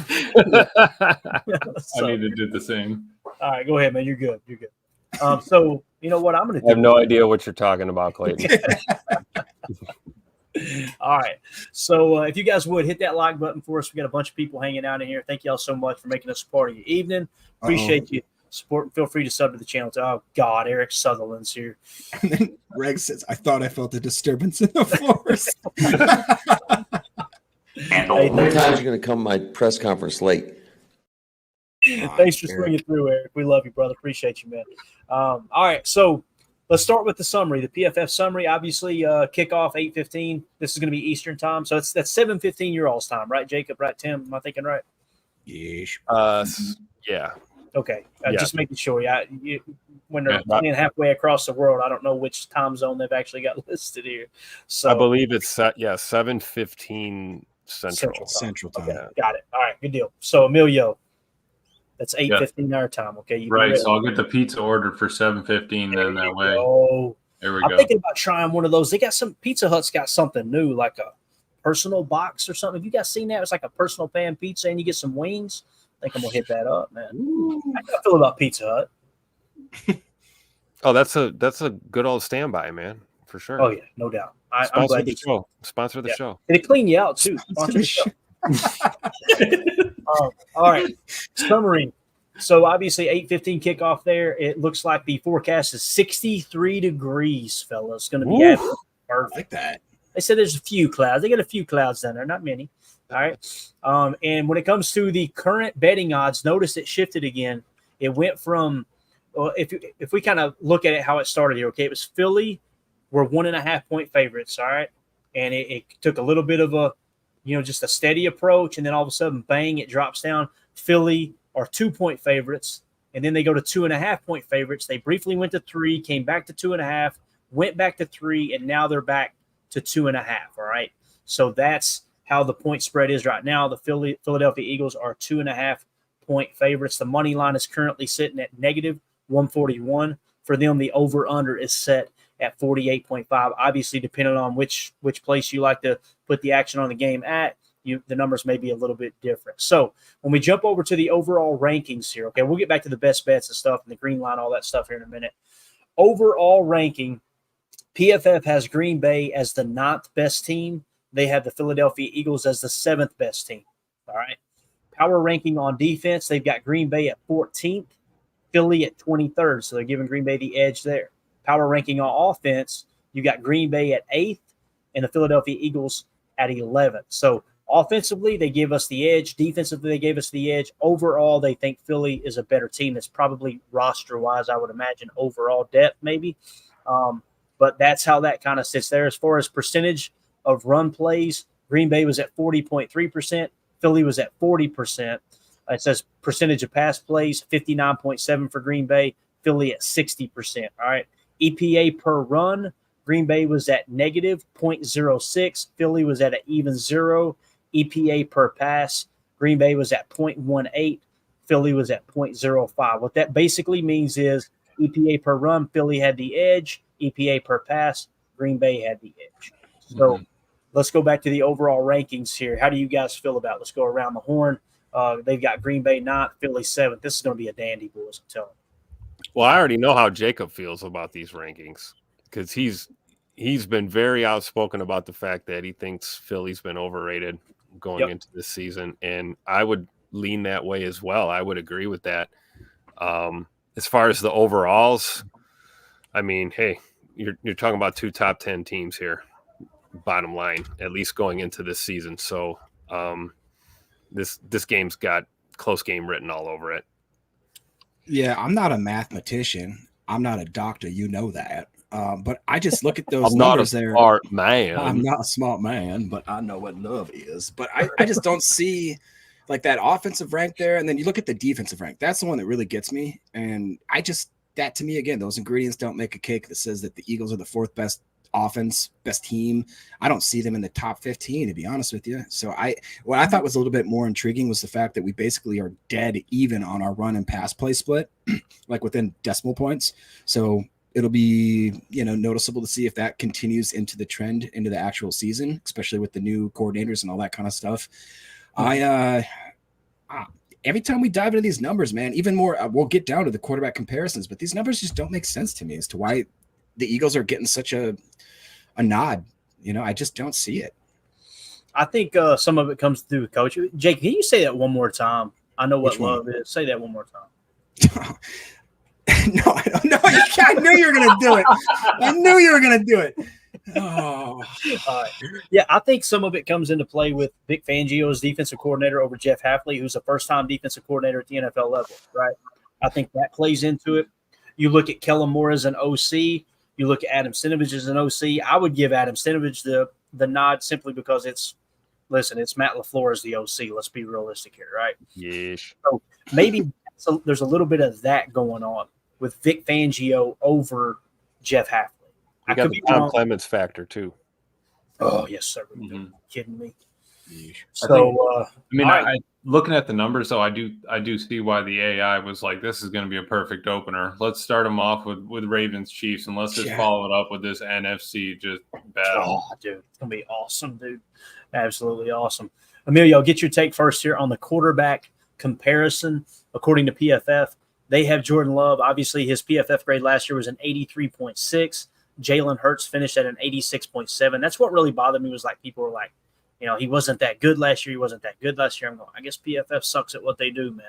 86.7 last time I checked. I think that's elite. Passer rating when clean. So no pressure. Jordan Love had a passer rating of 102. Jalen Hurts had one of 98. Pretty close in comparison, but nonetheless, Jordan better with the clean pocket. Passer rating under pressure. This is where Jordan really thrived. 83.7. Jalen Hurts, 74.8. Ron Sample pointed that out last night. Get pressure in his face. Don't be afraid to throw zero blitzes. That seems to be the way to rattle Jalen Hurts, although like Tim made a great point, you got a full offseason to prepare for that. They know teams are going to try to attack that again. They might have a little something for it. Big-time throw percentage, Jordan Love, 5.12%. Jalen Hurts, only 4.19%. Turnover-worthy play percentage, Jordan Love was slightly higher at 2.49%. Jalen Hurts at 2.31%. Power rating, 4.5 for Jordan Love. Power rating for Jalen Hurts is a 4.0. Power rating rank put Jordan Love at 10th. Jalen Hurts at 12th. When you take all those numbers into consideration, Emilio, this is pretty close quarterback comparison, bro. Yeah, definitely. Looking at it like that, I haven't looked at the numbers side by side like that. It is pretty impressive. I would take another full percent and big time throw percentage over, 0.18% of a turnover worthy play. I mean, we lived with Brett Favre over 10% probably turnover worthy play. So 70%. So I mean, I'm cool with that completely. You look at the PFF grade and you're wondering why Jordan Love is a little lower. I mean, besides that turnover worthy play, probably the running. But yeah, I'm really happy. You think God never farted? Exactly, Brett. But I'm excited to see them both ball out, honestly. Respect Oranges says Jacob is the male. Anna Nicole Smith. Right there. Oh boy, that's the comment of the night. Congratulations, Respect Oranges. You know what? I'd be you're the offended. reason the show officially sucks. Go ahead. No, I'd be offended if I knew she wasn't asleep by now. Jacob, what the hell's wrong with you, sir? Okay. You're an amazing person. You know that, don't you? Emilio did, though, raise a great point, and he, as always, he's got a lot of wisdom in that head. I tell you, it's not just all lips, like Eric says. When I looked at that number and I look at these analytics, I'm like, how does this make sense? Once again, that those numbers don't compute to Hurts being better. Yeah, it's the run game. I forgot about that, and I think that's a game that Love has underrated in his repertoire. That if he wants to, he can pull it down and run. I think that he is a better, smarter, more analytical, and better thrower than Hurts, so that he doesn't have to rely on the run. I think he's way better in that aspect. So I think that's a moot stat. All right, there you go. Yeah, sure. Anything anybody else wants to add to this? We look at the injuries. Obviously, they got AJ Dillon listed. He's on IR, and the man of the coast. Burn. Great job too over this. And then Romeo Dobbs, obviously with the arm injury or the hand contusion, whatever you want to call it, questionable. 73.6 is his PFF grade last year. So, all right. And when we look at the Eagles side, a few more injuries pop up here, gents. What do we have here? Now, a lot of scrubs, obviously, but Dallas Goedert with a torso injury, questionable. Now, obviously, that's not the official injury report. That's just PFF kind of talking about the status that they think it actually is. Goddard wasn't even on that injury report. So unless he might have slipped onto the IR somehow, I haven't heard about that. Have you guys? I've noticed that PFF tends to linger with the injury grades. Like they'll have guys that are on there that were cleared from 3 or 4 days prior. I don't know why, but I've noticed that before. Maybe better safe than sorry type thing. They want to give you more information than less, possibly. Right. Yep. Okay. Cool. Anything else you guys want to hit on here, Tim, Emilio, on the screen here, man? No. All right. Let's move on to the green line. All right. Again, the market right now, Green Bay at plus 2.5. PFF has it at plus 1.8, meaning they've got it a little bit closer. All right. Cover probability 49.3%. The Eagles at 50.7%. Break even 52.4% for Green Bay, 52.4% for the Eagles. Value is minus 3.1% for Green Bay. So it kind of seems like they're leaning towards Philly and taking that negative 2.5 there. Okay. There's no cash or ticket information, which is odd because they had it last night. They must have reset it somehow. So that's really, really weird. Again, that was the spread when it comes to the money line, just winning outright. Green Bay's at 118. Philly's at minus 141. PFF actually has it at 124 and minus 124. Win probability for Philadelphia, they currently have at 55.3%. So I think it will be a dandy for sure. They got a little more value on betting on Green Bay, though, at only negative 1.3 as opposed to negative 3% for Philly. The over-under is currently at 48.5. PFF actually has it at 49.4, so they're actually suggesting probably want to take the over there. And then cover probability for the over is at 52.3%, so just a slight advantage there. Breaking even, 52.4%. Value at the over is negative 0.1, which is actually pretty darn good. So they're suggesting pretty good. Take the over. And again, I don't like to bet on Packer games, but I'm kind of probably tease that a little bit. If I could tease that Green Bay, if the number doesn't jump back up and you wait right before kickoff, if it doesn't jump back up to 3, even if it jumps up to 3, I'd tease it to 3.5 or 4 and feel pretty damn good about that. Take the over as well. Again, I don't get betting advice here. I'm telling you how I'm going to lose money this week. Okay? I would just go as far as to say that there is a 65%. 65%. That's what we. chance that the Packers beat the Eagles on. God, I'm gonna miss that guy. I'm gonna miss Mark Murphy. All right. Anything you guys want to hit on here? You gambling degenerates. I don't bet on sports, so I'm not in that category. You guys take it. Go ahead. Take it away. No, I don't ever gamble. That's not what the Lord wants. So the only gambling he does is at Brookview Meadow. Bates had a good thing, and we can move on to a different topic if you'd like. I just wanted to highlight before I forgot. It says the Sao Paulo air quality 145 live AQI index unhealthy for sensitive groups. Obviously, we all know what that means. Philadelphia right now is a 42 live AQI index good. So I don't know. I'm not a doctor. It's changed then, Bates. Am I understanding that right? No, it did change. It changed drastically for over the last couple of days. So that being said, that's a good. I'm happy about that. I don't want our guys breathing a bunch of schmog and schmutz there. You know. There you go. All right. Best bets, Emilio. I looked down and I saw Eric's comment. Yeah, I just. All right. So according to, we'll let Emilio get his thoughts together. But according to PFF, the best bets would be under 2.5 receptions for Dontavion Wicks. Maybe that's because we got a healthy wide receiver room, right? It could be the case, and they do. Most people see Dontavion Wicks as the number 4 receiver. So that might be why that's got the PFF edge there. They've all His receiving is tough. also got receiving stuff. They also got Jaden Reed under 3.5 receptions, only 2 bars, not as good of a bet according to them as Dontavion Wicks. Another one would be Jordan Love under 2.5 carries. Okay, and then another 3-bar one under 2.5 receptions from Josh Jacobs. That one kind of struck me as odd. I wonder how they came up with that because I think Josh Jacobs might be a little more involved than they're anticipating. I don't know though, man. I don't know how they're going to play on the backside. They're playing a lot of quarters coverage, and I don't know if Fangio will do that against the Packers. Maybe I don't know. I don't know how they came up with that. You guys got any thoughts on Josh Jacobs and one of the PFF edge bets being under 2.5 receptions? I'm with you, Clayton. I think that's seems odd, doesn't it? It's based on his old production. That's what I think. It's based on his career.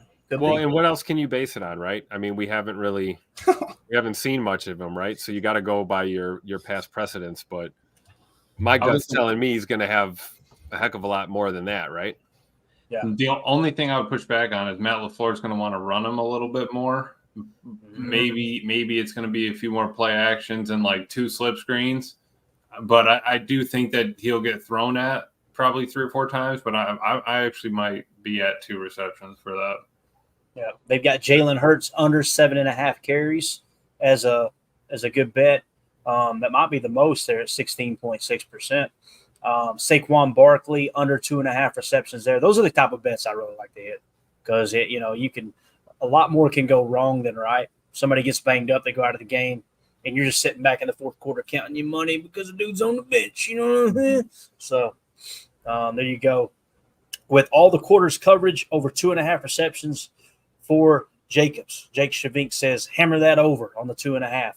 You kind of think they'd be checking down a little bit more. Now, Jordan didn't do that well last year. We talked about it all year long on Chalk Talk, right? He was always late to that read, and he'd dump it late and kind of put his guys in harm's way, and it would kind of blow up, especially unless on Friday it's not swings. What's that?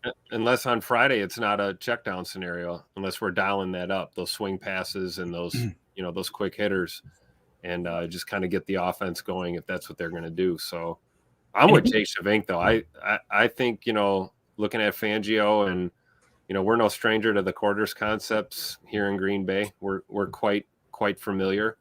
I would think Jacobs is going to be over 2.5 for sure. But I also agree with Emilio's point that it's not going to be by much. I would expect that he's going to carry the ball a lot more than he's going to be targeted in the past. Something else too that kind of plays into what Jake's saying there is how we love to come out in that 11 personnel and go empty. And how many times did you see him fire the ball to Aaron Jones out there?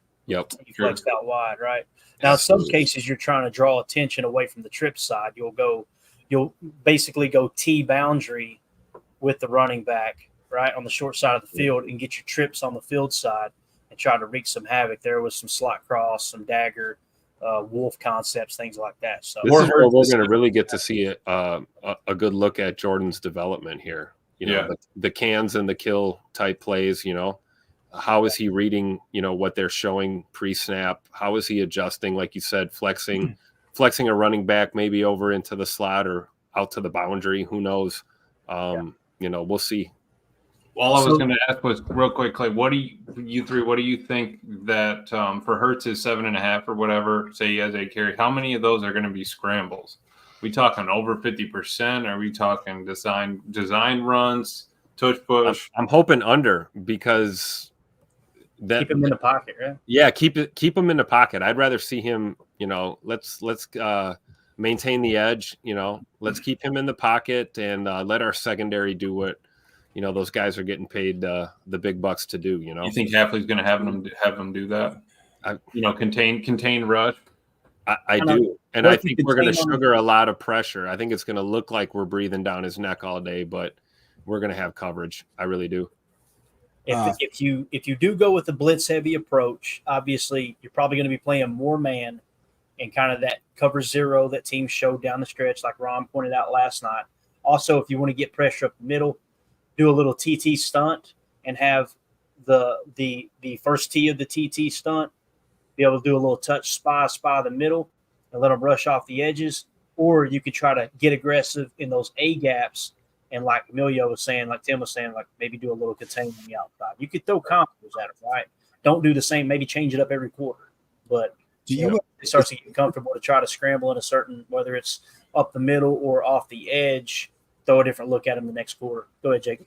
No, I was just wondering, as you guys are talking about that, we've referenced how the fact that there's apparently a big rift between Sirianni and Hurts. Do you think there's any notion that there could be a rift because Hurts is like, hey, dude, I'm about to be midway through my career. Can we stop running me like 10 times a game? Or I really mean that. Do you think Sirianni's saying, hey, I don't want to rush you 10 times a game? And Hurts is maybe saying, this is how we win, bro. Or like something along those lines where they do not mix really with how the teams are supposed to, or how both of their attributes are kind of coinciding with maybe how Sirianni wants the offense to run versus how Hurts wants his play to kind of develop in. Does that make sense at all? Or am I think it's going to depend on how Kellen Moore calls the game, right? Right. I'll tell you who knows is Bates. If you could in the chat, man, you're there in the Philly area, if I remember correctly. Mm-hmm. If you're still here, you may have went to bed, said the show sucks. I agree. Yeah, he's here. But if you're still here, let us know what you're hearing the riff was, because I haven't heard any details. Jacob, you might be on something there, right? That could be the case. Not on something, but you might be on to something, right? Emilio, get your head out of the game. Yeah, and I was just thinking Kellen Moore has, I guess, made Dak more of a pocket passer. Or no, because Dak was okay. So I mean that helps a little bit, but you're talking about when he was in Dallas. I'm sorry. Right. Yeah, I'm sorry. Yep. And then but see, he went to the Chargers after. Chargers, right? And I mean Herbert's got an arm. It could be something like he's not immobile. Do you know what I'm saying? Like Hurts wants to be more of an athlete, or vice versa, and they just aren't agreeing with the way they should attack the offense. That's my thought. I hope you're right, and I hope all this is true, and I hope they fall flat on their face on Friday. I hope it's a total dumpster fire. Yes. No. All right. So if we look at the PFF preview, obviously, if they do what they did last year, whether it was with the LA Chargers, I think they ran 11 personnel, 3 wide receiver sets, 7th most in the league. That's Kellen Moore coming over. The Philadelphia Eagles ran it more than anyone else in the league. They had, like I said, the most. They're going to be in 11 personnel, which means it's going to trigger our nickel 4-2-5 here. So when we look at their 11 personnel, and let's start with the offensive line. Their tackles are strong, guys. I don't even know how to say is it Maliata? Is that how you say it? Malata. 84.8. He was the 3rd highest graded tackle according to PFF at left tackle. And then at right tackle, Lane Johnson just continues to play really good football. 80.1. He was the 13th highest graded tackle. Their edges are going to be really, really strong. Their left guard, fairly decent there with Dickerson. Right guard seems to be the weak spot with Becton at a 53.2. And their center, nothing to write home about, 31st ranked center in the game at a 61.4. I like line wise. Talking about the line. I like what John said. He said Hurts don't know how to read defense. Kelsey said everything for Hurts. I like the second part of that. That's a because we got a change at center there, and they're trying to bring a tackle in at right. What's Mekhi Becton? 6'7", 6'8"? They're going to bring him into right guard. So I mean, yeah. So let's go interior defensive line, right? 6'7", 360. TJ Slayton. Let's go as a right guard. I mean, that thing he's going to block Jalen Hurts. He's not even be able to see past him when he's throwing. Oh man, it's one fudge round shy of 400 pounds. God, but he can't block to save his life, man. He can't block. He can block. He cannot. cannot. Man, you talking about going in the opposite direction. Look at this: 2020, 74.4; 2021, 67.3; 2023, 53.2. But I like that we got speed at our D tack. Like our defensive tackles are thick, but they have speed. I like our matchup. Yeah, like Prince says right here, man. Wyatt gets the first sack too quick. Mm-hmm. And here's the thing too: whichever side you put the 3 tech as opposed to the 1 tech, I'm trying to put that 1 tech opposite Mekhi Becton and get that single one-on-one situation. Imagine if you put, let's say it's Devontae Wyatt or even TJ Slayton, right? It's probably going to be Devontae Wyatt because we're going to be in a lot of nickel. Devontae Wyatt in the 1 tech, and then put Kenny Clark on Mekhi Becton's outside shoulder with Rashawn Gary on the outside shoulder of the tackle, and just walk him right into the quarterback. That seems to be a weak spot. Could be wrong. Right? So, yeah. Interesting to see that matchup there for sure. So that's how the offensive line shakes up. When you look at the matchup, Lane Johnson against Rashawn Gary, man, that's as close as it gets. Gary with a 79.0, Lane Johnson at 80.1. Opposite, you got Preston Smith at a 70.5 and Malata at an 84.8. Kind of give them the edge there. They've got Carl Brooks listed here because he had a higher grade than Devontae Wyatt. Again, if you put Devontae Wyatt in that 1 tech on that side with Dickerson and Juergens, and then have Kenny Clark on the outside shoulder of Becton, I really like that overlook. Now, they may try to combat that, and this is why you ever notice they'll come to the line sometimes? I'm sure you've noticed it, Emilio, having a football background. Come to the line, all of a sudden the defensive tackle switch spots, right? It's because they'll try to put the tight end on the left side, and now you've got to flip your over, right? If you're going to play, or even flip it late to try to throw off whoever they quick motion. Yep. That's one way they can combat it for sure. And I mean, I think that's going to be big. I'm excited to see their first to see if Jalen's calling protection or if it is, it can't be the tackles calling it. It can't be Lane or Malata calling it. It's got to be a center. It's got to be Jalen calling it. Yeah, definitely. All right. Anything else you guys want to talk about as far as the defensive line versus offensive line here? Lane Johnson, am I crazy or was that a former Packer or am I stupid? No, he was not. He's been at the Eagles since 2010. I want to say. I don't know why I thought it was one of those guys that we cut that everybody's gonna regret for the rest of their lives. Close out Brookview Meadows. I'm oh no way. Go ahead. I already got the address. I'm pretty sure he's been with the team since 2010. 2013. There we go.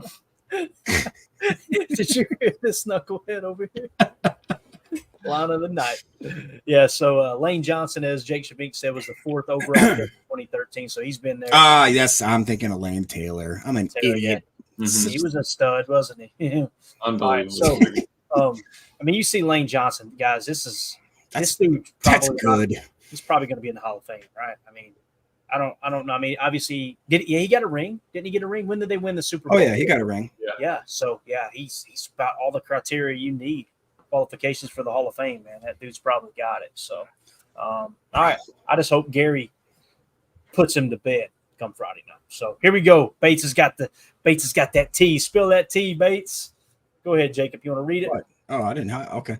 United Bates says, I'm sure some of it's play calling and whatnot, but my opinion, like Jacob said, it's exacerbated because of the personalities not. Oh, you missed the first one, Jacob. What I do? No. A lot of it seems personality based. They are complete opposites. I don't think Hurts trusts him much as a coach. Add a sprinkle of AJ Brown, and you get heated arguments on the sideline. Remember that last year? I got you. AJ Brown over there shouting on the sideline, and Jalen Hurts with that sweet earring, looking at him like, "Bro, I'm way too cool for you to be yelling at me." You know what I'm saying? And it does look like we had an Eagles fan popped in saying Jalen Carter against Myers and Morgan. Oh, I don't want to talk about that barbecue chicken. The profile We pic. only talk fried chicken down here, okay? Yeah. Do y'all know what that profile pic's from? No. Okay, I got to get – listen, let's take it off the rails for just a second. That dude, he had a Zoom call for a court. Oh, yes. I know exactly what you're talking about. Driving on the Zoom call. And the judge is like, "Are you driving while on the Zoom?" And he's like, "Yeah, let me pull over here." And he's like, "Sir, do you know why we're having this meeting today?" And he's like, "Yeah, my license is suspended." The judge literally goes, "You got 3 hours to turn yourself in," and that was the face he made. He went, "Oh, love the profile pic, bro." But yeah, here we go. Your defensive front, we're going to get to it in a minute. Unfortunately, they're unbelievable. It's going to be wild. So let's continue on here, though, because we're going to run out of time here. And listen, if you guys got to go. It's totally cool. I'm going to go a few minutes long here. Wide receiver. Actually, let's go to tight end. Dallas Scott, or is it Dallas Goedert? What's his name? Is that Dallas. right? Yep. Yeah, Dallas Goedert. So who's going to cover him? It's going to typically be the mock. I think Quay will be kind of keyed in on his side, wherever the strong side of the formation is. In this nickel set, Quay will play the mock. He's the green dot. He will probably be lined up over Goddard and trying to take him out of the equation as much as possible. If McDuffie is the starter, then he's going to be tasked with when they are in man coverage. Again, we asked for it. We're about to get some man coverage this year, boys. It's going to be on McDuffie to cover Barkley.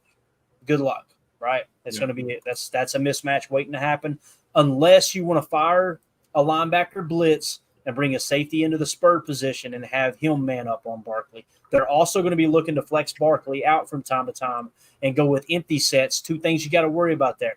One, who's going to cover Barkley if he does go T boundary or T flex? Who's covering him?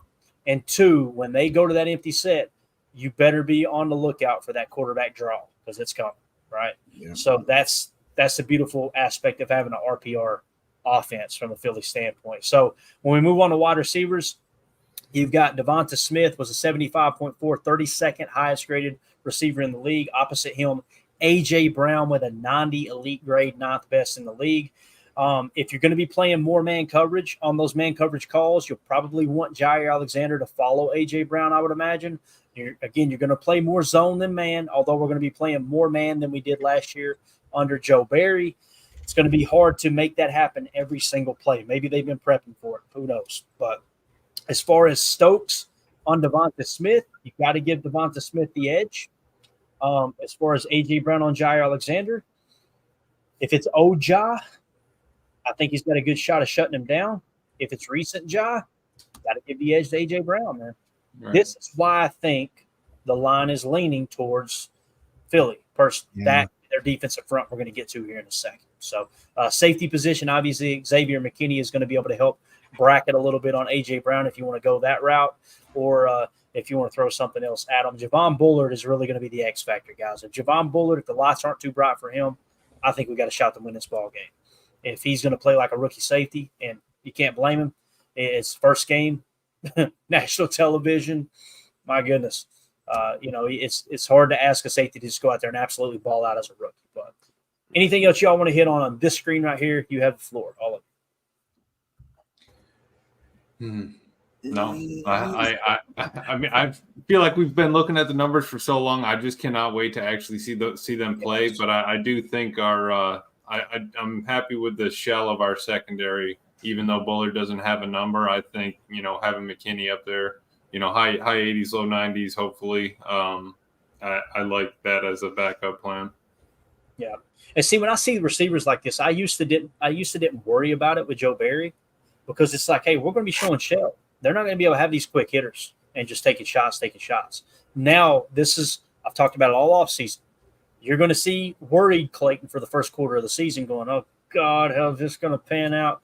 Because you're more susceptible to explosive plays. You also have a higher chance of sacking the quarterback and creating turnovers too, and that's a positive there as well. So it's going to come down to Jalen Hurts making good decisions. So anything else on this screen, fellas? We good?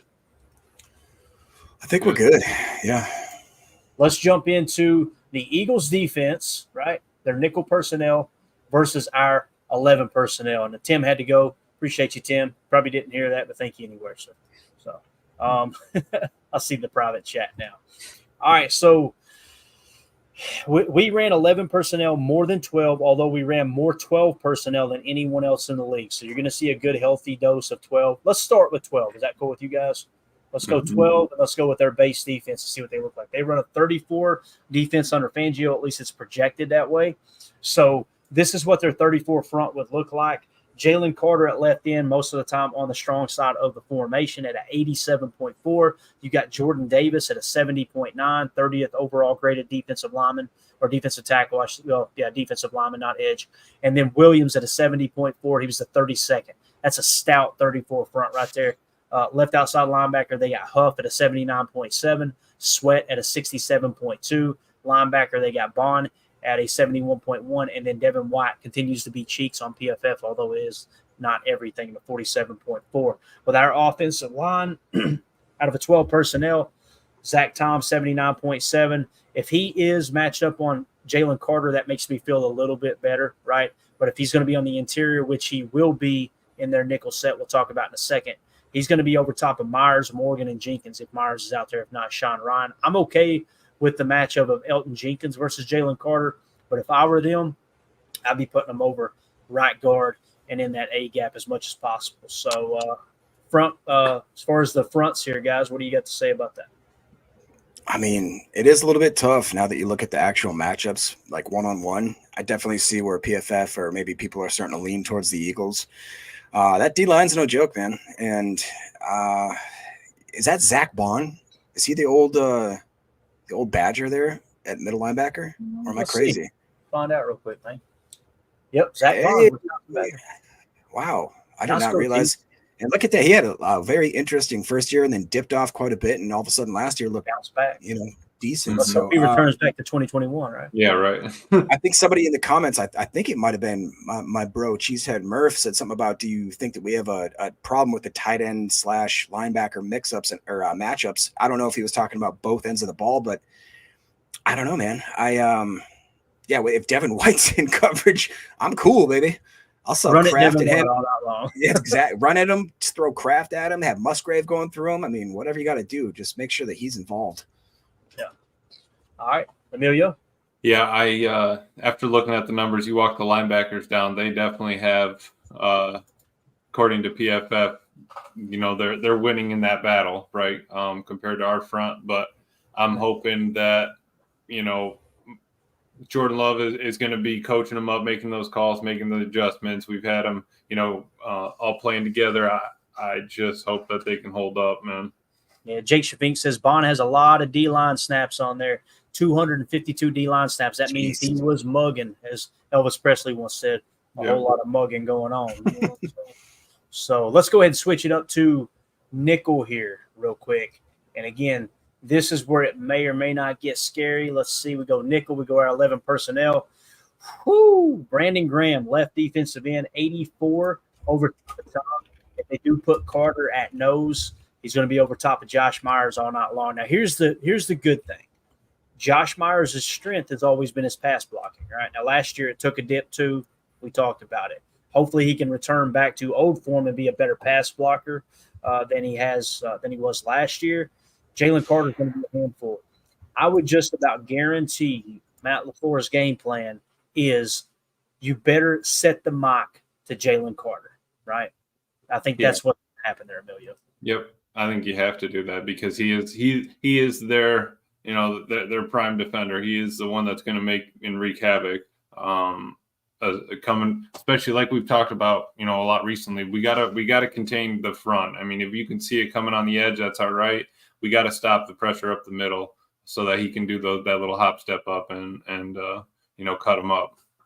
Yeah, one of the best defensive fronts in football, no doubt about it, man. Mm-hmm. So the biggest weak spot that you see here, Gardner Johnson at strong safety, Devin White at linebacker. How do you capitalize on that, right? You want to try to set this up with cheat motion and sift blocking to run away from Jalen Carter, in my opinion. And you're going to have to use the hell out of play action pass and use their aggressiveness against them. Obviously, you see Quinyon Mitchell there. They've got him lined up in the slot. I don't know if that's where they're going to play him or not. That rookie's going to get tested by Jaden Reed, Dontavion Wicks, and Christian Watson if they want to go speed to 3 with trips or bunch sets. or even a little Trey Nub, whatever. Slay, 55th graded corner in the league. So you're going to have some opportunities to take shots if you want to. Mm-hmm. I think this one thing that sticks out to me, Emilio, and we'll get ready to wrap this thing up. I know you got to go too, man.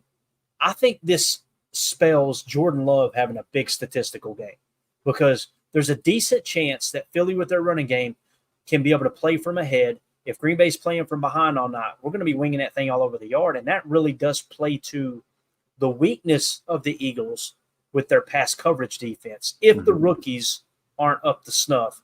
And Quinyon Mitchell, again, my highest graded corner in the draft. So yeah, and I mean, obviously we're looking at the starters, right? The front line, the best that they got. We also brought in Huff, we brought in White, we brought in Gardner Johnson. So I mean, looking at these numbers, they're not all completely true from what was last year, right? So I think that I think that the defense that they have is decent numbers wise. But like you said, I think there's going to be an opportunity if we start throwing it all over the yard, keep the D-line gas, keep them running, and we're just making them run. I think we'll be in good shape, honestly. All right, so there you go, guys. There's your PFF preview. Man, we covered a lot of stuff tonight. Went way over on time. I appreciate you hanging out with me. I know you came in a little late, but Ryan, the Philly fan, I believe, with the picture, said Nick Sirianni's scheme was exposed last year. He didn't believe in implementing hot read. Sirianni has been stripped of offensive duties, and Kellen has 100% of the keys to the offense. Lame duck head coach, man, that's interesting. So that was last year. Probably stemming some of that anger towards each other, sort of thing. Man, that's interesting. And here's the thing: winning fixes everything, right? If they come out and they get off to a hot start and go 4-0 on the season, nobody will talk about it again. If they struggle out the gate, Sirianni might be on the chopping block, right? Right. So, anything else you want to add, Emilio? Let's wrap this thing up, brother. Nothing, man. Tuesday night, we got Wednesday, Thursday, and it's time. So 3 sleeps and let's get there, man. I'm itching. Yeah, absolutely, man. Me too. Appreciate everybody hanging out with us. Special shout out to Jen Wright, became a new YouTube member. Thank you so much, man, for supporting the show.